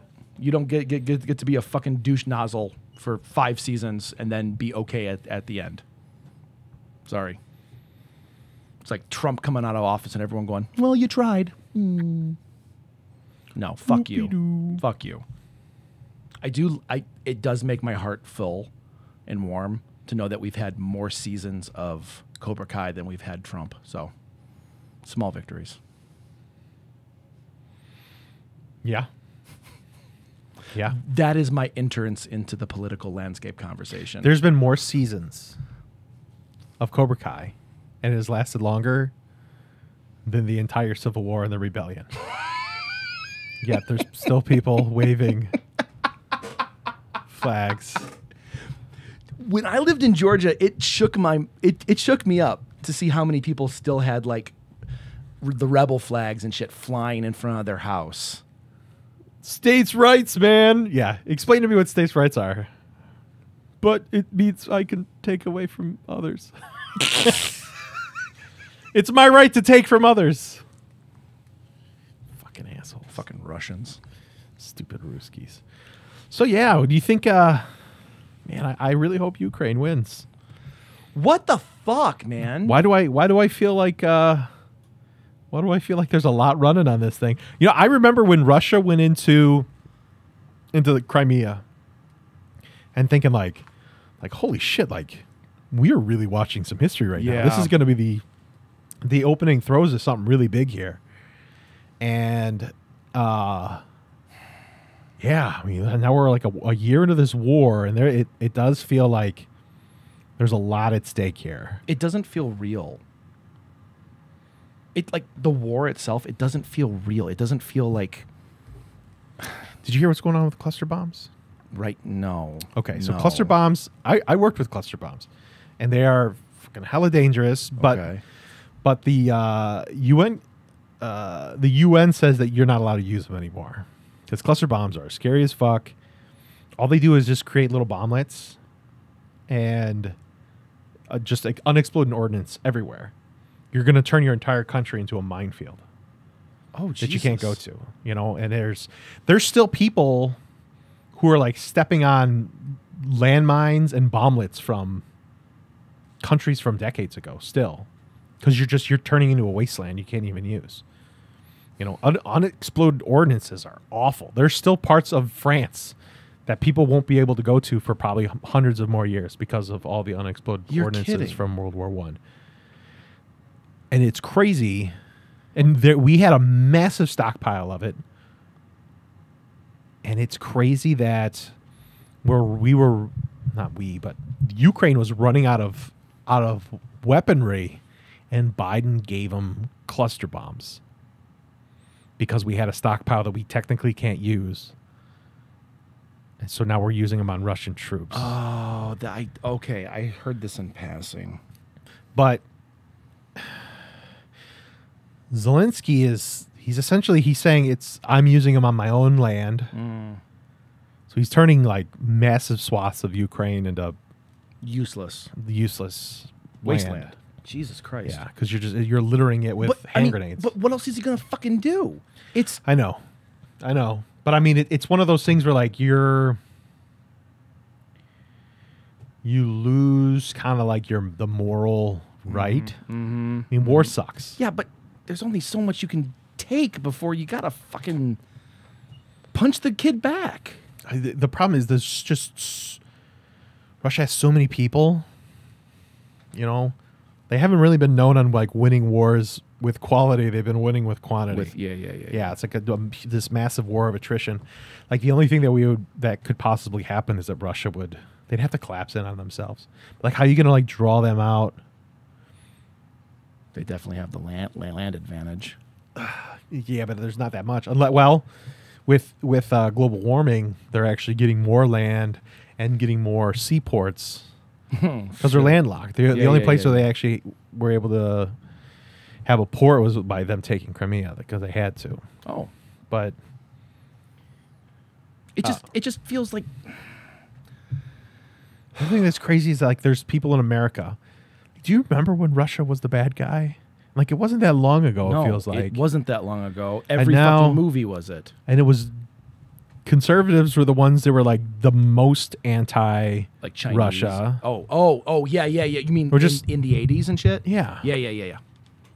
And now, like, what the fuck is going on? Like, why are these people like actively rooting for Russia to win? Like, people rooting for Russia? I haven't. The heard Republican this. Party. No fucking way. Republican Party is rooting for Russia. Are you fucking kidding me? Yeah. Why?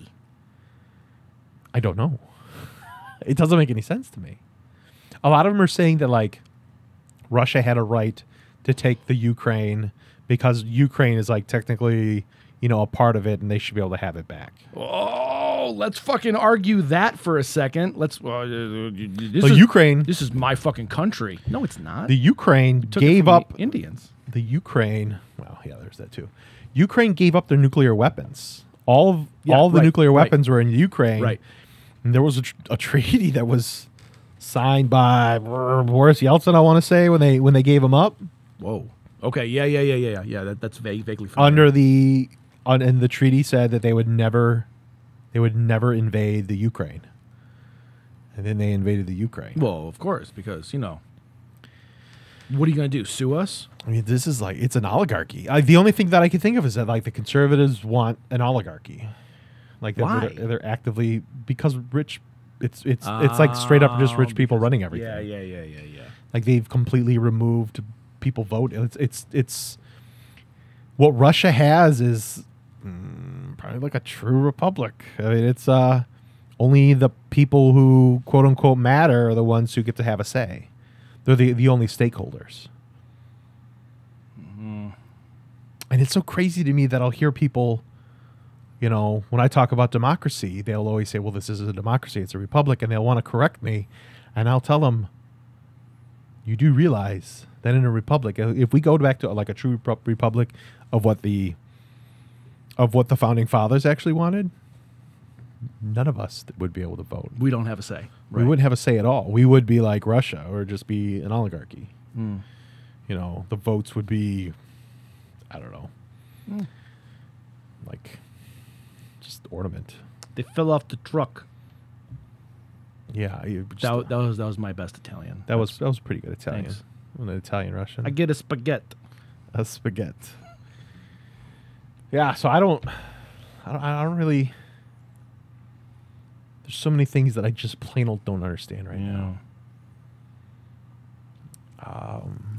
I don't. So okay.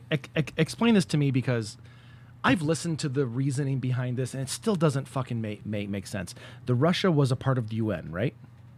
Russia's never been part of the UN. Oh, I thought they were. Hold on. No, yeah. But now they're not, because they just got revoked. Hold on. UN happened after World War II.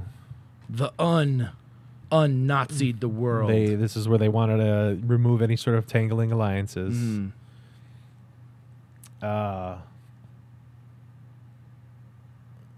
Shoot, you know what? I'm not certain if Russia ever joined. I thought on paper technically we didn't really join, or we don't follow everything. I know that. I don't know. There's the big guys, Russia and America. We never really followed all the rules. We kind of just did whatever the fuck we wanted. Because America. Because Russia. But the EU, I think technically, if Ukraine can join, that means that if Russia invades, correct, that means that everybody would go against Russia. Yes. We are really setting ourselves up for World War III. Right, but okay, but the World Wars had this was supposed to stop everybody in Europe from fighting each other. Correct. But now we're setting ourselves up for Europe to fight Russia, China. It won't be India. Do you think China would side with Russia during this? I do. Why? That seems so backwards to think about. Because they don't have any allies. They have to have them as allies. Maybe fucking don't pick the bully.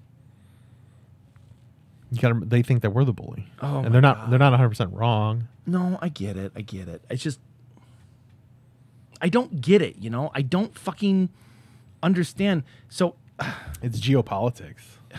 And this is why people have these jobs, and this is why, they fucking pay lobbyists to fucking make more money for them. This is, we can go back to the Monopoly board. Yeah. There's only so many spots, and if the US and the EU are together, and India and Japan and Korea and Australia, okay, China and Russia are surrounded. Yes. Most of their land is shit. Yes. So they're So what's the argument? They're allies out of necessity. Well, no, I get that, but Because if they're fighting each you're other, gonna fucking lose. And wait, here's Russia's a big reason why World War II was won. It wasn't the U.S. Russia won World War II. I didn't know that.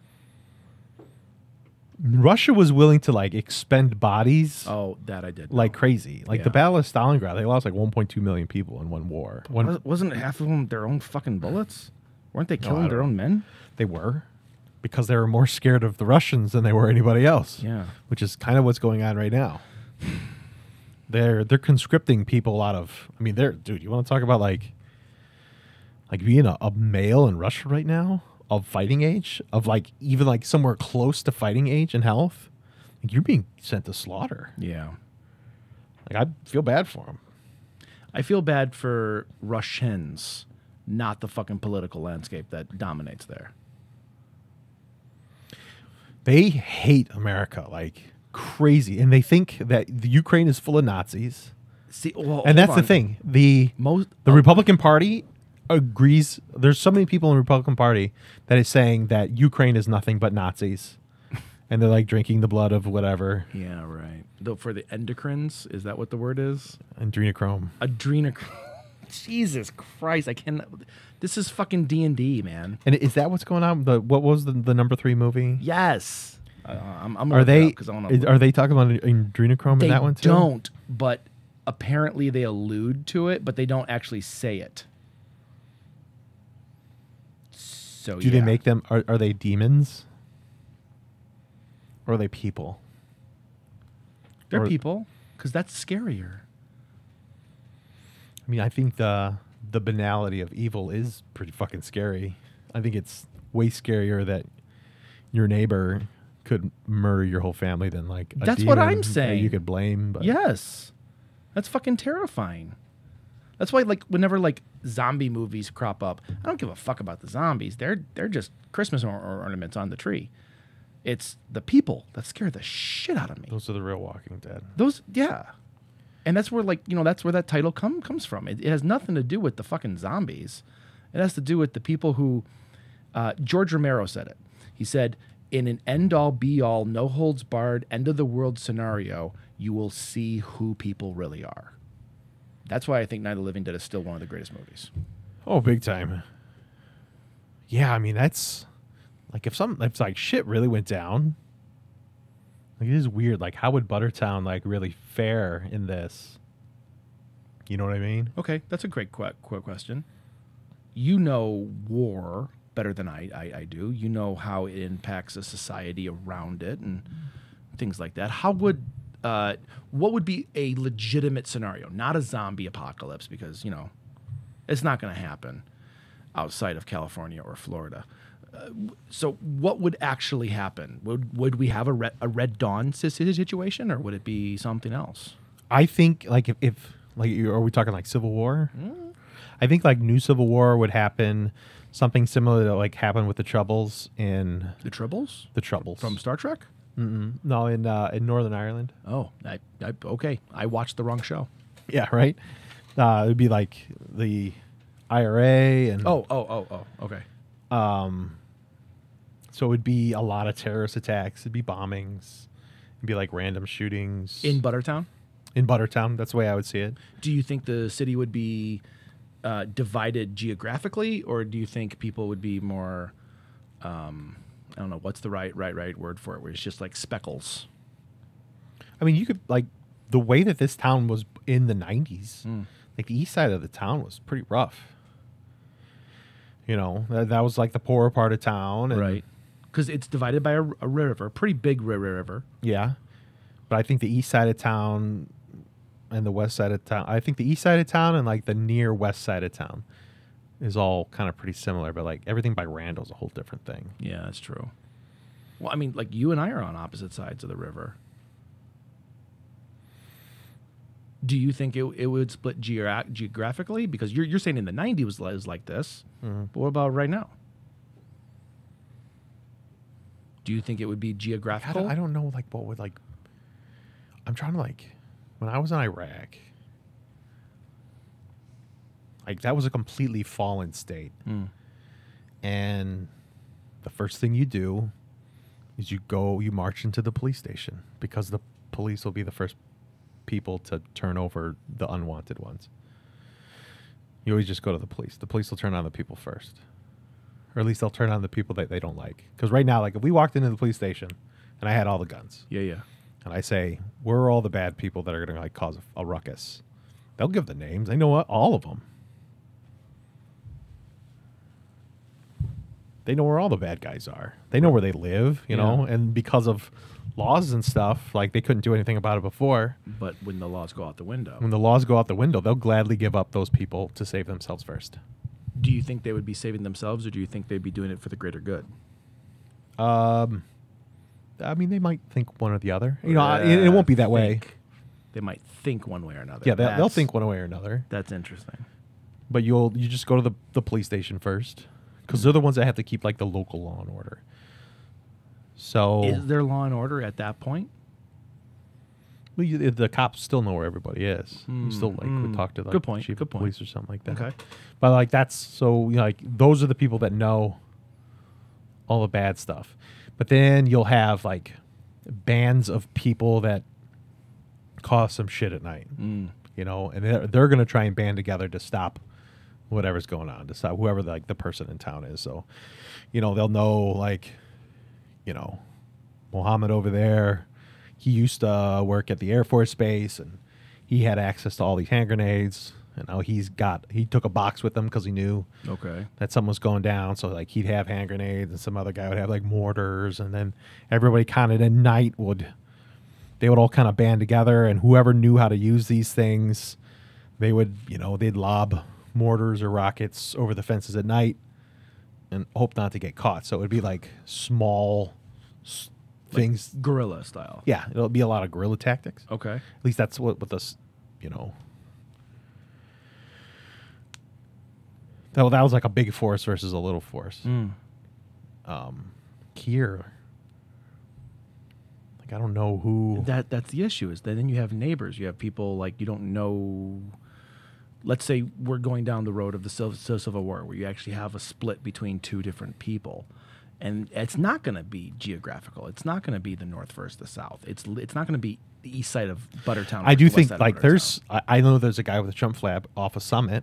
Okay. And do I think that people would go after him first here? Yeah, of course. Damn right they would. Yeah.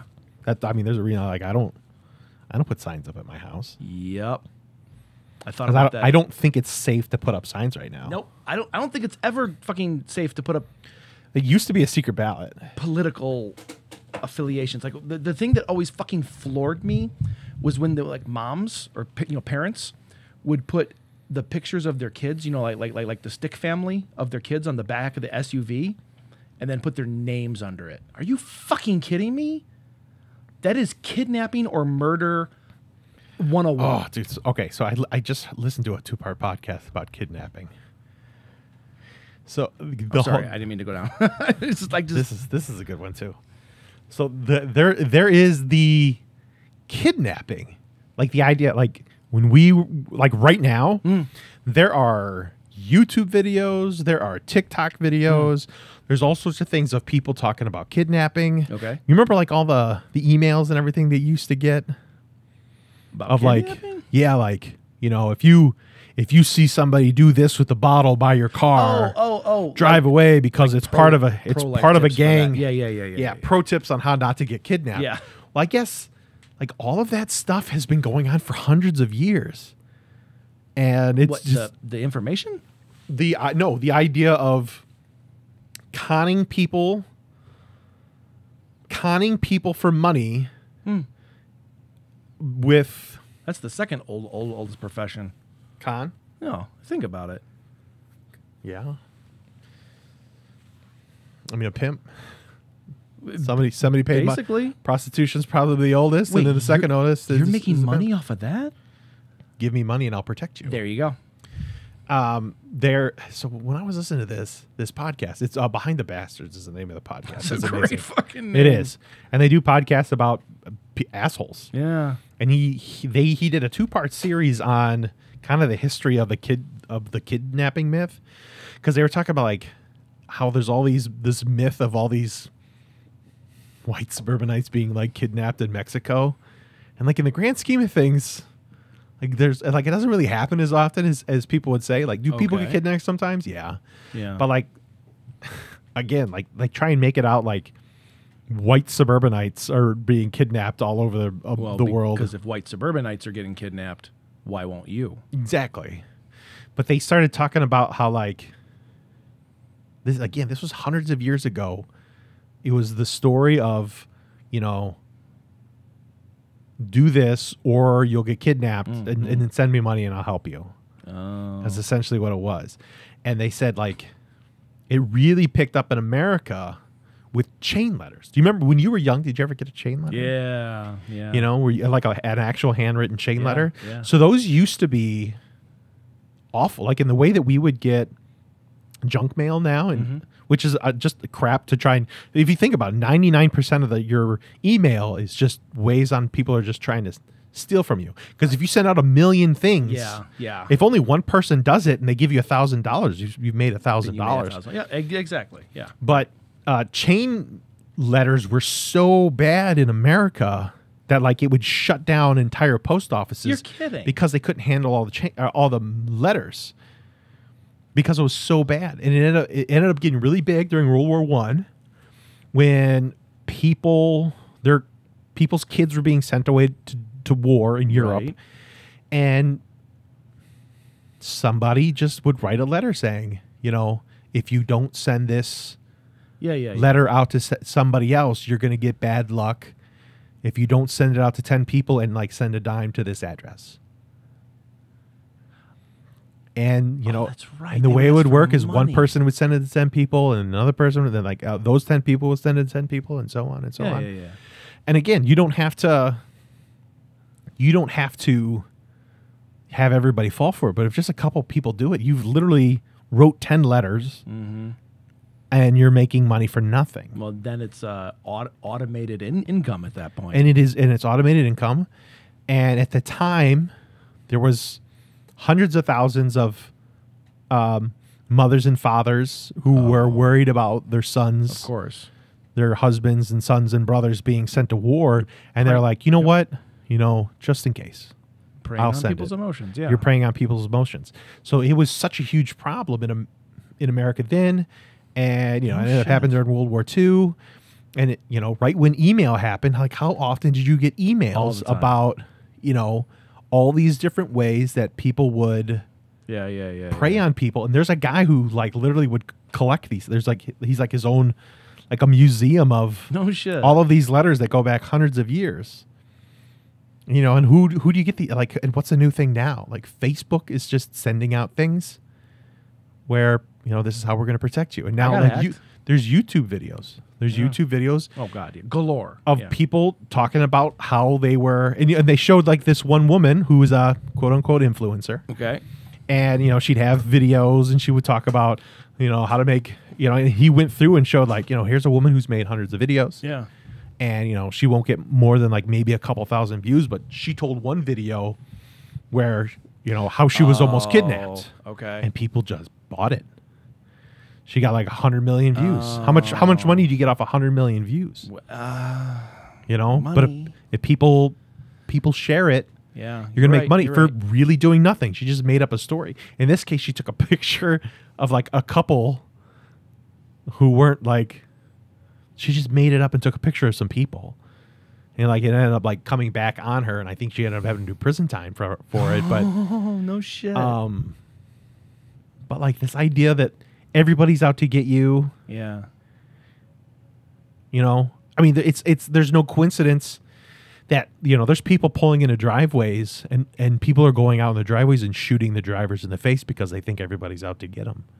It's at like such an epidemic level where like you can't, 99% of your email is crap and they're trying to steal things from you. Telephone calls are all crap and they're just trying to steal something from you. Everything is just people trying to con you for money. That's everything. Everything is that now. That's LinkedIn, by the way. I have never met anyone on LinkedIn that was a genuine person. Everyone has been trying to sell me something. I have no interest in it. And I flat out tell people too. Like, I don't mean to be a dick, but hey, I'm not trying to be sold here. Fucking peddle your shit somewhere else. But that's all that. But that's all it is. We have all this media and this way to share all these things, and it's just turned into a way. It's just turned into a junk chain letters that are just gunking up the post office. So what's the Jesus Christ? That's a beautiful intro to a movie of a dystopian landscape starring Kevin Costner. Well, I mean, I know, right? With Tom Petty, Jesus Christ. But like, so what's the alternative? Like, what's the some sort of regulation would help. The glow. Yeah, but how? You got to have fucking regulate that. Well, when we were on here the other day, you told me get off of Hotmail and go on to Gmail. Yeah. And get something with filters. Yeah, Gmail's fucking great because it does have that. But not everything goes through. And, my other show, The Pitch Session, okay? I just reached out to 15 fucking people this week through an email, and I guarantee all of those emails went to spam because this is the first time I'm emailing them from my business account. And I will say the email, even though I really fucking tried, because we're trying to get more people to give us their brand information so we can do a free show for them. And literally, it's a free show. Like, we're not trying to scam anyone out of it. Did you get a hold of Martin? No. I wrote him twice. But I wrote everyone twice of those 15 people, okay? You should just call him up. No. Oh. Do you want me to call him? No, Talk to the him? fucking phone is terrifying, John. I know. Terrifying. We've had this conversation. You should pay me to talk on the phone for you. Oh, my God. No. Then you're just a 976 girl. The hell's a 976 girl? The people like you would call and be like, what are you into? And they'd be like, hey, I'm naked right now. And they're just eating fries at home. I can get paid for that? To eat fries at home? What do you think of shoestring fries? I just had a long conversation with people at work today. The fuck are shoestring fries? The tiny little shit fries. Are you talking like steak and shake? Steak and shake fries. Fuck those fries. I hate those fries. Like straight so out the window. Like they come in the That's what I told them. They come in the bag. And it's like if I sneeze and my fries all blow away. Those aren't real fries. You just dump those. They're trying to bust my balls for eating tater tots. I'm like, what's wrong with tater tots? Get your shit shoestring fries out of my face. Top 5 list right now. Best fries. Best fries? Not location. Types. Steak fry, number 1. Number 1. Steak fry, number 1 for sure. Oh, I'm gonna say fresh cut fries is my number 1. Like you go to like a hot dog joint that like literally like splices their own fucking. I thought those are steak fries. No, steak fries are like the big fucking fat ones you get at like weird restaurants. Yeah, I like those. Steak fries are number 1. Okay.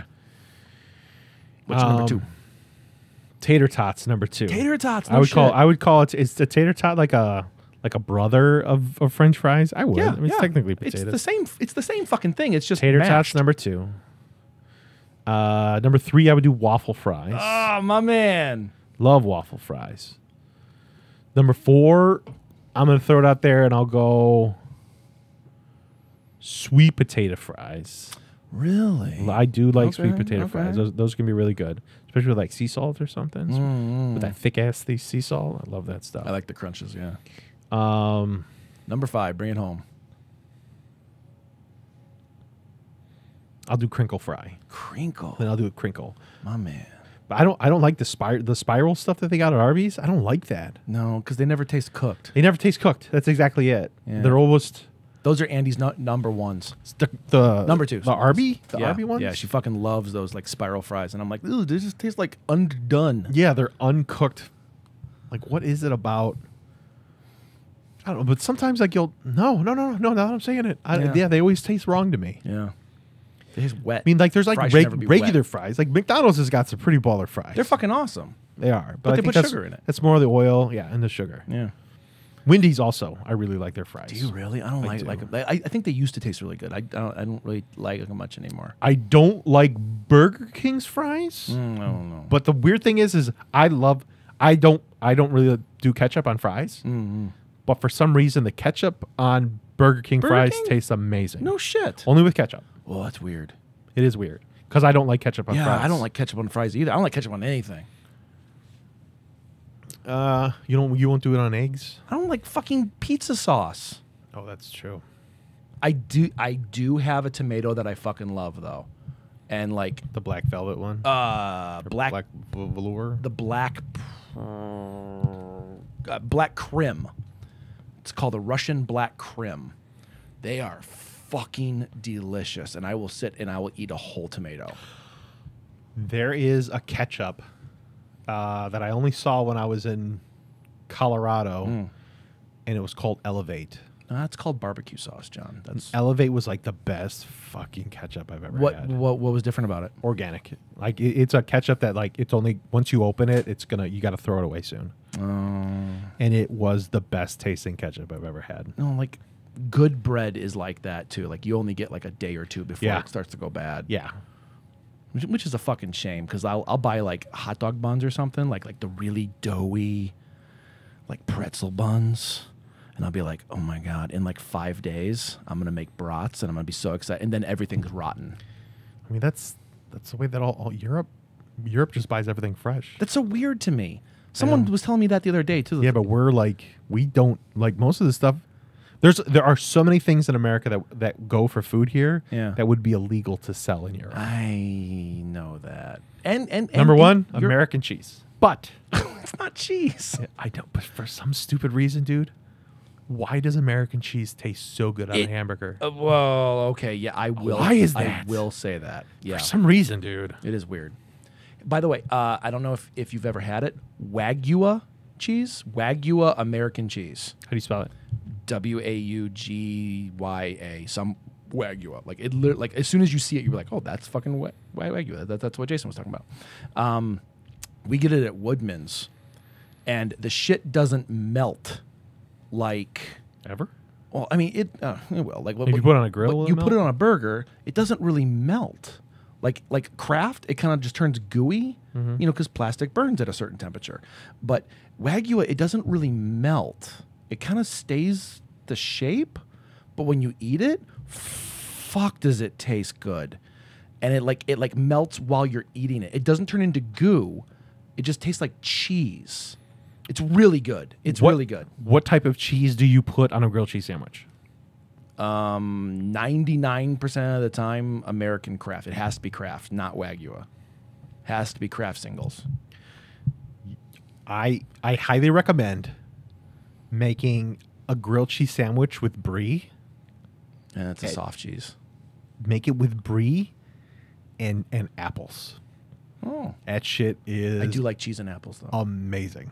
I tried it with Helvardi, and that was one of the worst sandwiches I've ever had. You don't like Helvardi or just specifically on grilled cheese? I don't think I've had Helvardi outside of grilled cheese, but I had it on grilled cheese, and it was fucking nasty. I just eat it with a knife and a block. Really? I love just eating blocks of cheese. I love hard cheese. Like, if I'm up at the Mars Cheese Castle. Like Swiss type stuff? Swiss I'm okay with. I want, like, the 10 to 20-year-old forced aged cheddars. Okay. Where it's like when you bite it, like, the crystals inside, the calcium crystals have, like, grown too big. So it's literally crunchy. I don't know if I've ever had that. It is mind-blowing how good it is. We had one that was 30-year-old aged. Is it bitter or pungent? No. It tastes really rich. Like like you've had a sharp cheddar, like an extra sharp cheddar, right? Yeah, and I don't like sharp cheddar that much. Really? Is it extra sharp? Oh yeah. Oh, Heather would love that. But it like seriously 30 or 40 year cheese? I've never had 40. I think the 30 years? The most we've ever had was 30. No shit. And it was demonically good. But the guy at the Cheese Castle told me, said anything after like 6 or 8 years, you're just paying for the fact that it's older cheese. It tastes the same. Like it only ages to a certain point, and then it just stays the same. Because of oxidization? I don't only get so much in? He went into it, and I was like, cool. Give me the 8-year cheese then. But like you pay way less for it. But aged cheese, holy shit, man. Like, there's a reason it costs a little more, and I get it because it has to you have to store it in like a very controlled type of warehouse and shit like that. But I just learned recently that most aged cheese that you can buy is not true aged cheese. It's force aged, where like they put it into like gunpoint. Yeah, you're gonna age up. Get old now. Like, Daddy Cheese kicks the cheese out a little too young. And he goes, "You got to make it on your own, like I did." Oh man, you got to grow up. But apparently, like they have like these like chambers that like force the aging process. I don't know anything about it. I mean, fuck it. I can't taste the difference. I'm not a cheese snob. What are you a snob at? Like what do you like when someone says something? You're like, well, that's not as good as Beer. Are you? I'm very snobby with beer. It's actually getting to the point that I'm starting to hate everything. No shit. Yeah, it's ruining everything. Oh, that's kind of what happens when you're a snob. I hate most beers. Now I hate everything. Like nothing tastes the way that I want it to. And I would love to brew my own beer. Yeah. It's a lot but of time. I can't. No, I mean it's not too bad. And I would actually really enjoy the process. But believe it or not, the thing that stops me is I can't fathom. I mean, I drink a decent amount, but I can't fathom like having to drink 5 gallons of one beer by myself. Oh, I mean that's why people give that shit away. Though. Yeah, I would have to give it away. I just I can't.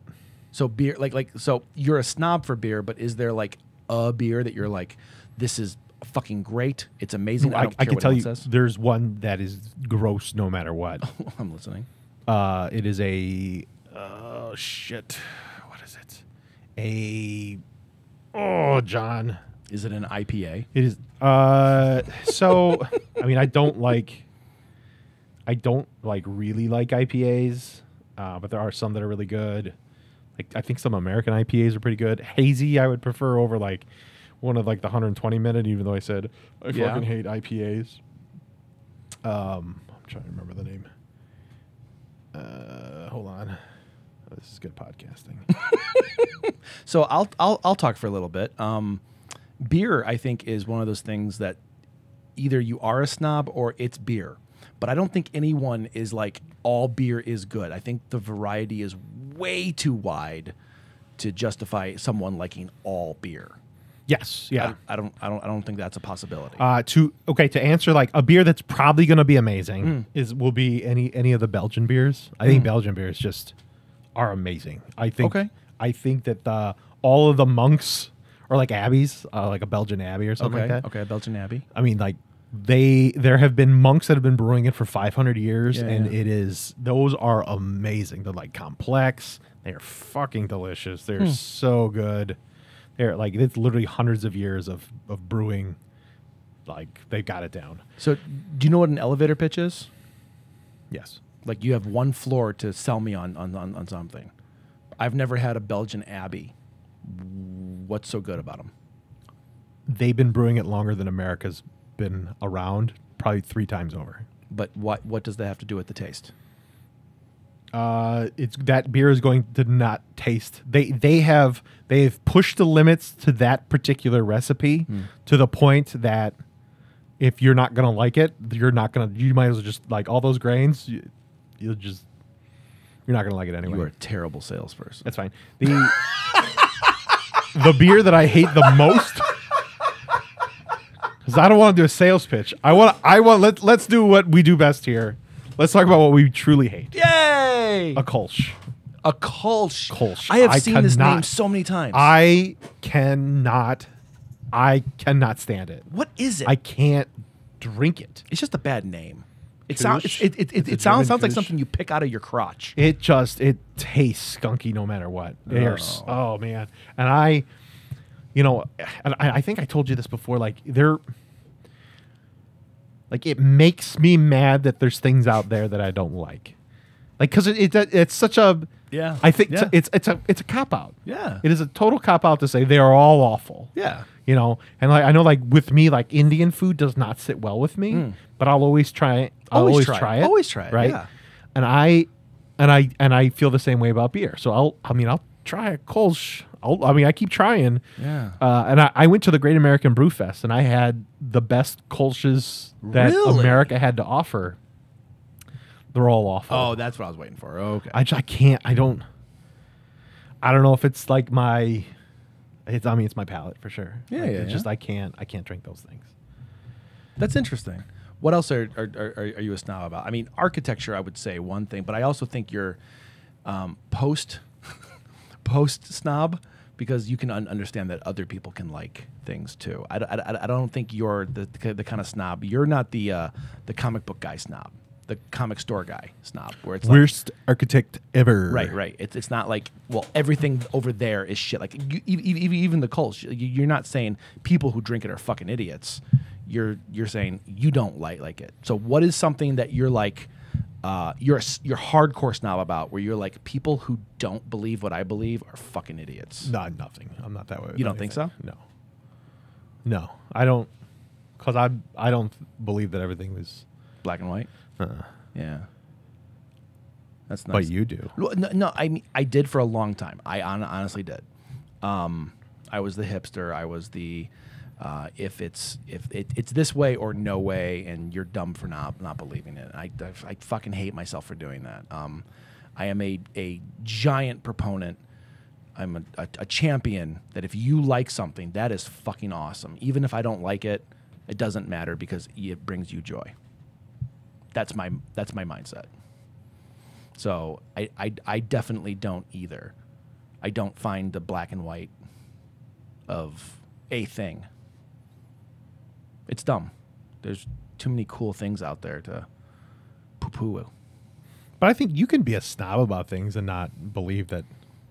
You're snobby about your own particular taste. I just meant like a hardcore snob, where you're like, like the art critic snob. Like it is or it isn't. Those people are fucking insufferable. Yeah, they are. So what else? So you got beer.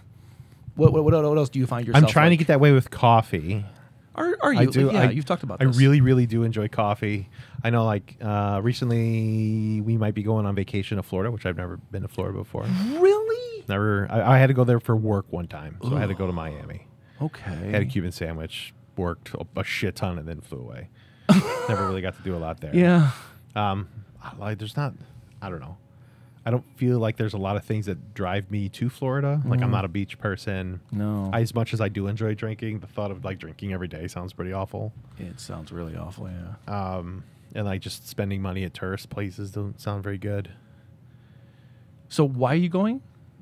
Heather's family went there like every year. Oh, so it's more like a nostalgia thing? Yeah. So that's cool. It'd be a thing with them.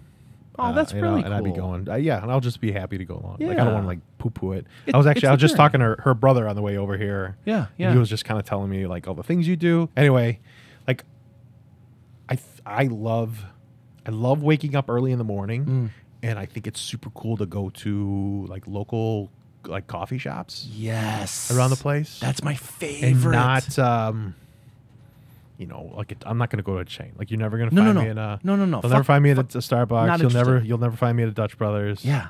Which, like, people are going bananas about Dutch Brothers. Okay. But, like, going to, like, that local coffee place and just seeing how they do it, I think it's just as cool as beer, because everybody's going to kind of have their local flavors and the things that they do. So I'm trying to do that. That's cool. I do grind my own beans, and I go to a place in Geneva for all our beans right now.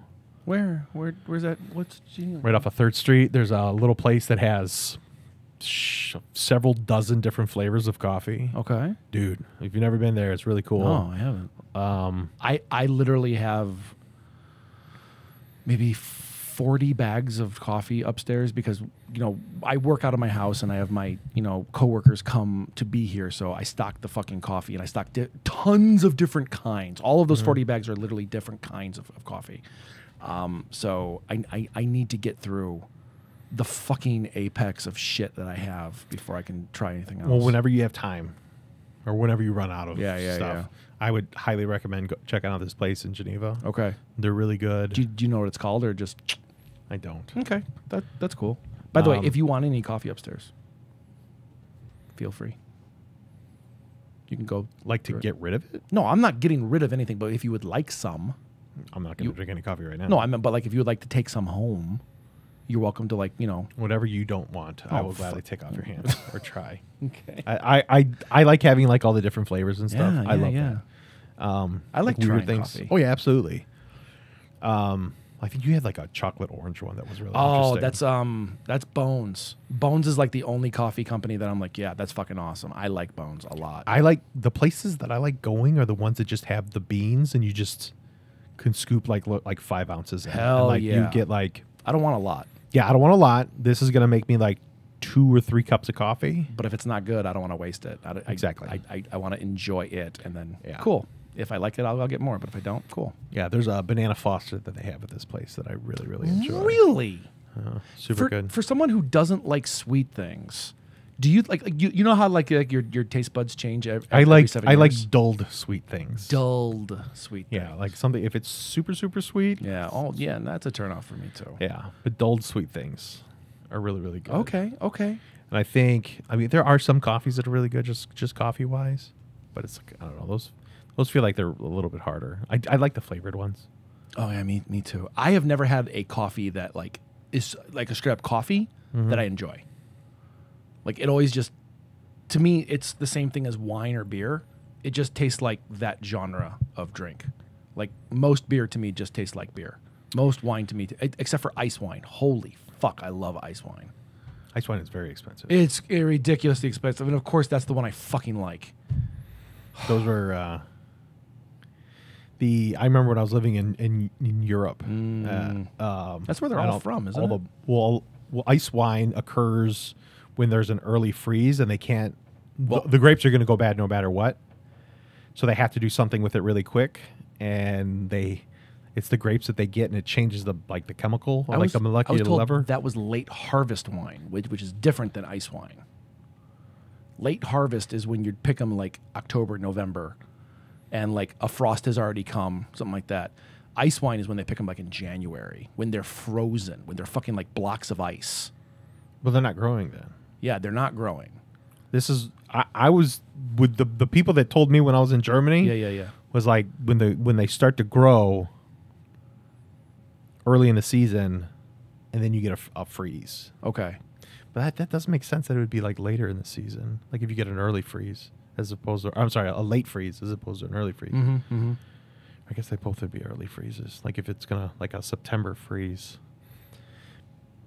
I don't know. Now I want to look into it. No, I do too. I watched a documentary years ago about it, and that's the first time I ever heard of ice wine. And they were talking the difference between late harvest versus ice. Well, they did. I don't remember what any of the words were, but they'd have like the early harvest, the late harvest. Yeah. Can you drink sake? Sake is kind of like straight up, no mixer. Yeah, absolutely. I can. Real, and do you enjoy it, or is it like more of a ho? I've never had a house one that I really like. I think some of the house ones kind of taste like nail polish to me. Yeah. But I've had some like name brand ones that were really, really good. Really? Yeah, that I like a lot.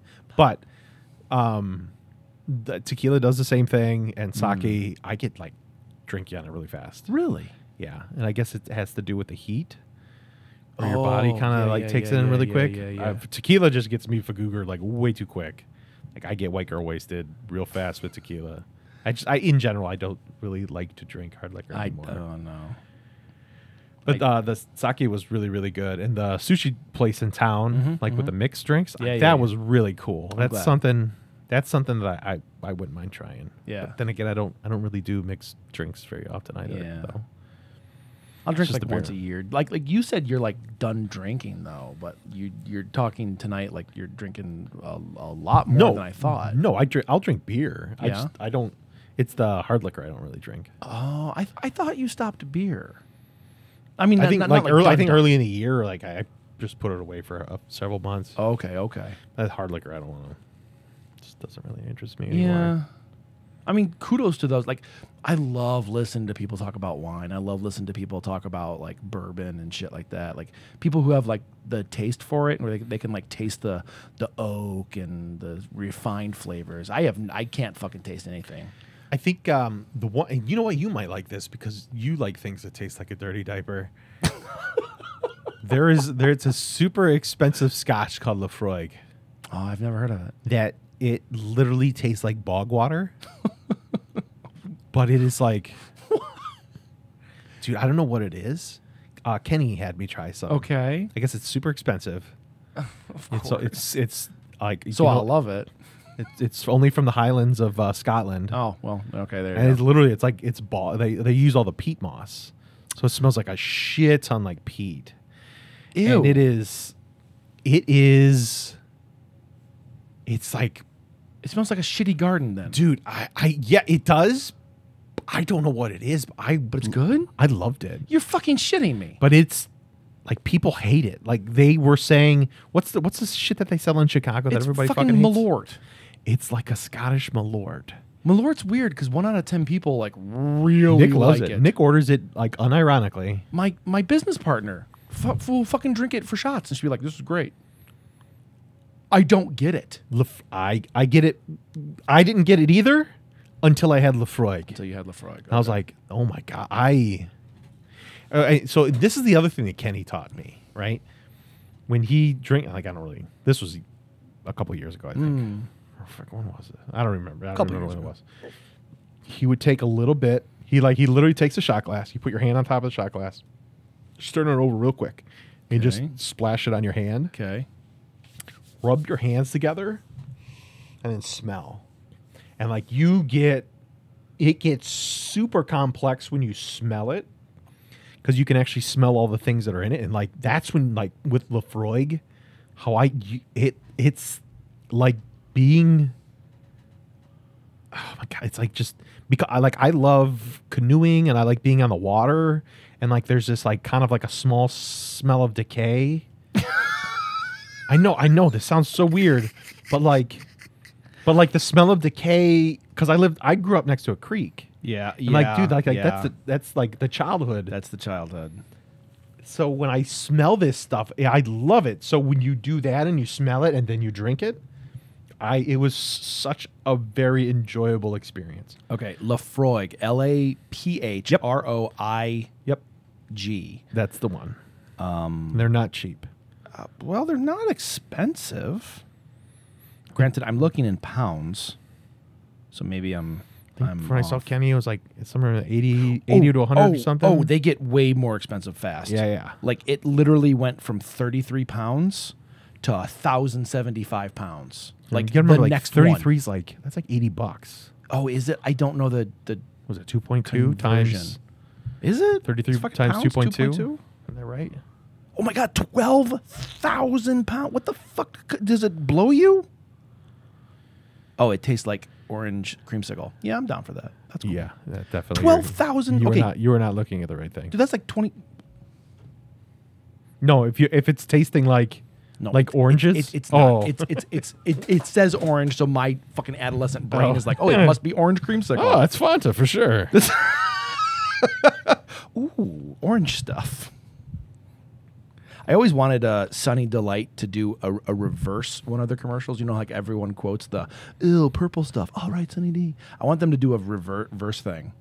Be like, "Ew, Sunny D. All right, purple stuff," and then everyone like takes the purple stuff, and you just have this one kid going, "Ew," and it's Sunny Delight.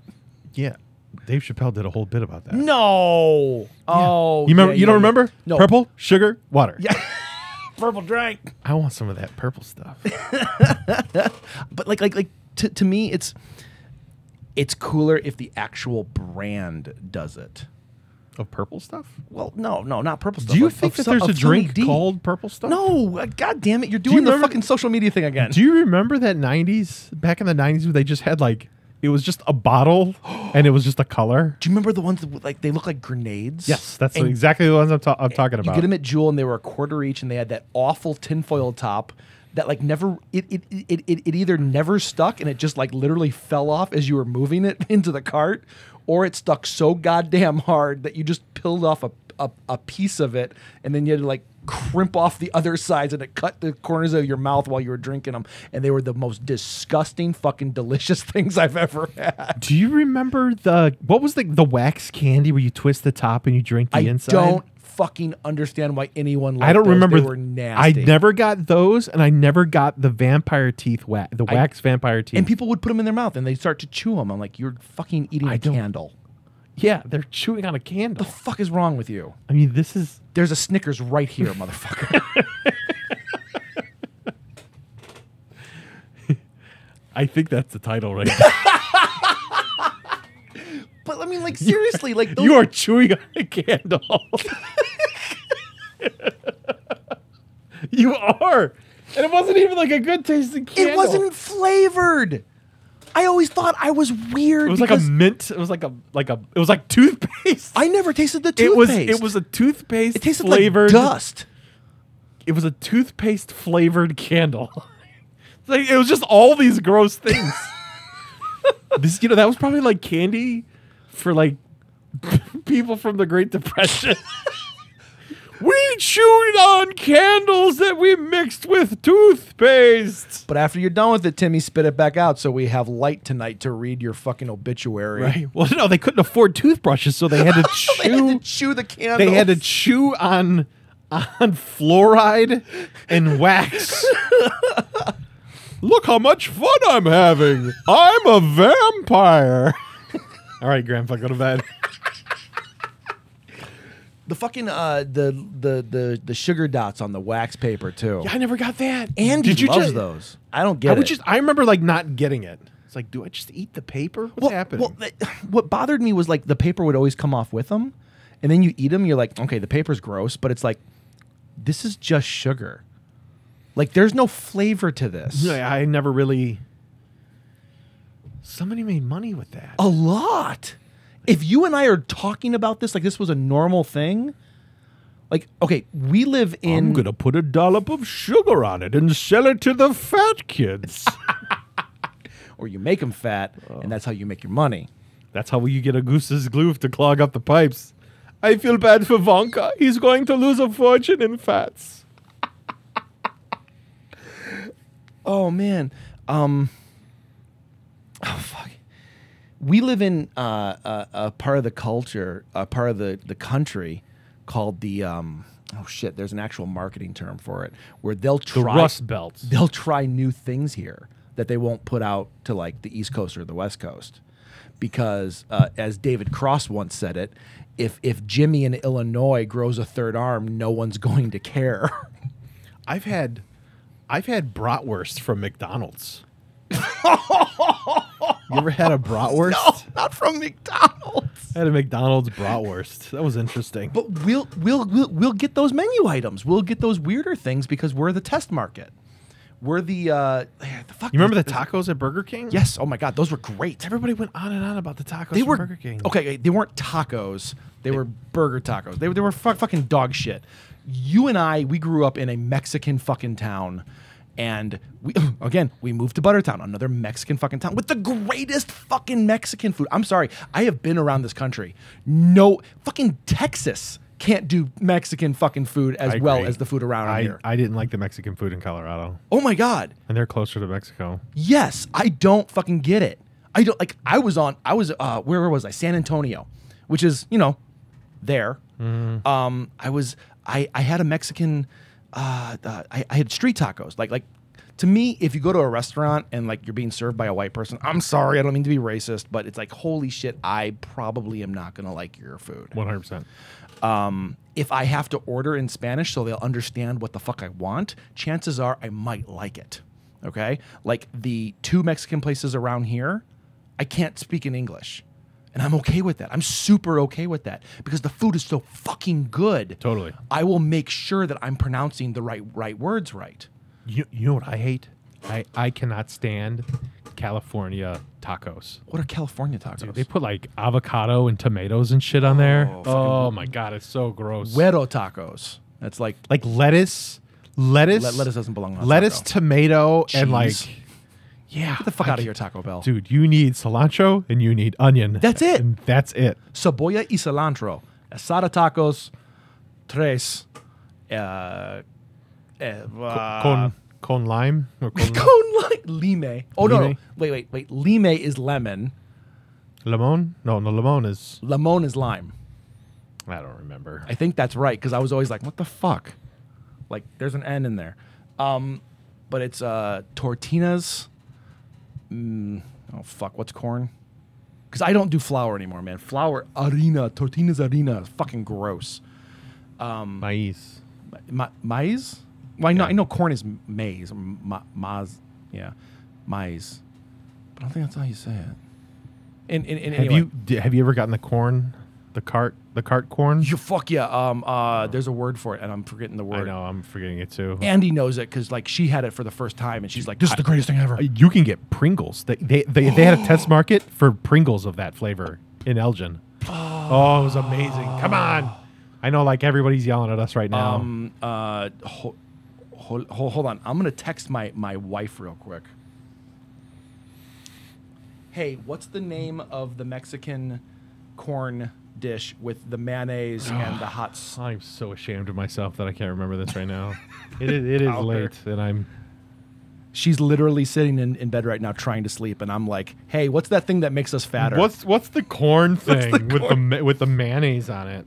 I will say the first time you look at it, you go, fuck this, I do not want this. And then you eat it, and you're like, I would like 2 more, please. That shit is really good. Do you remember, like, growing up in, like, Chicago where... Elote. Elote. Fuck, I love you, dude. Corn, mayo, chili powder. Yep. And it was fucking great. On a stick. It's fucking great. I love it. An elote flavored Pringles Pringles is amazing. Dude, honey mustard Pringles.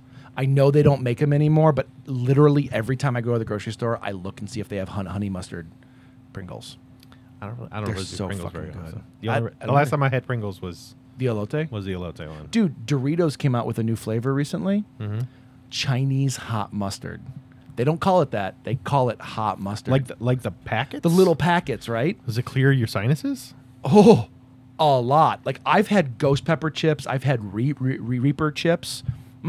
These fucking... Dude, that yellow mustard. The hot mustard? That's how I would clear my fucking, sinuses when I it's get sick. rough. It is so good. And Andy ate the fucking bag in one sitting. I had to take a break. It is hot. It's fucking good, man, but like it literally is that taste. That seems unbearable. It does, but like, 'Cause she just fucking destroyed it. You need just a little bit, goes a long way. See, I disagree with that. Like I'll put like eight or 10 packets in my rice, and I think that's great. But like eating it like raw, that shit fucks me up, man. But the rice dilutes it. What's your go-to Asian food? Pork fried rice. Barbecue pork fried rice. I had a friend who worked at a Chinese restaurant once tell me that. She said, never order pork fried rice. Pork, often it'll be like soggy, and I think it's gross. It depends on the place, but yeah. Yeah. I like G&J's. I do like G&J's. In Buttertown, they make a really good pork fried rice. If you go to Silver Lake, also in Buttertown, you have to also order... Whoa, where's that? On Randall and Bowes, next to Menards. Okay.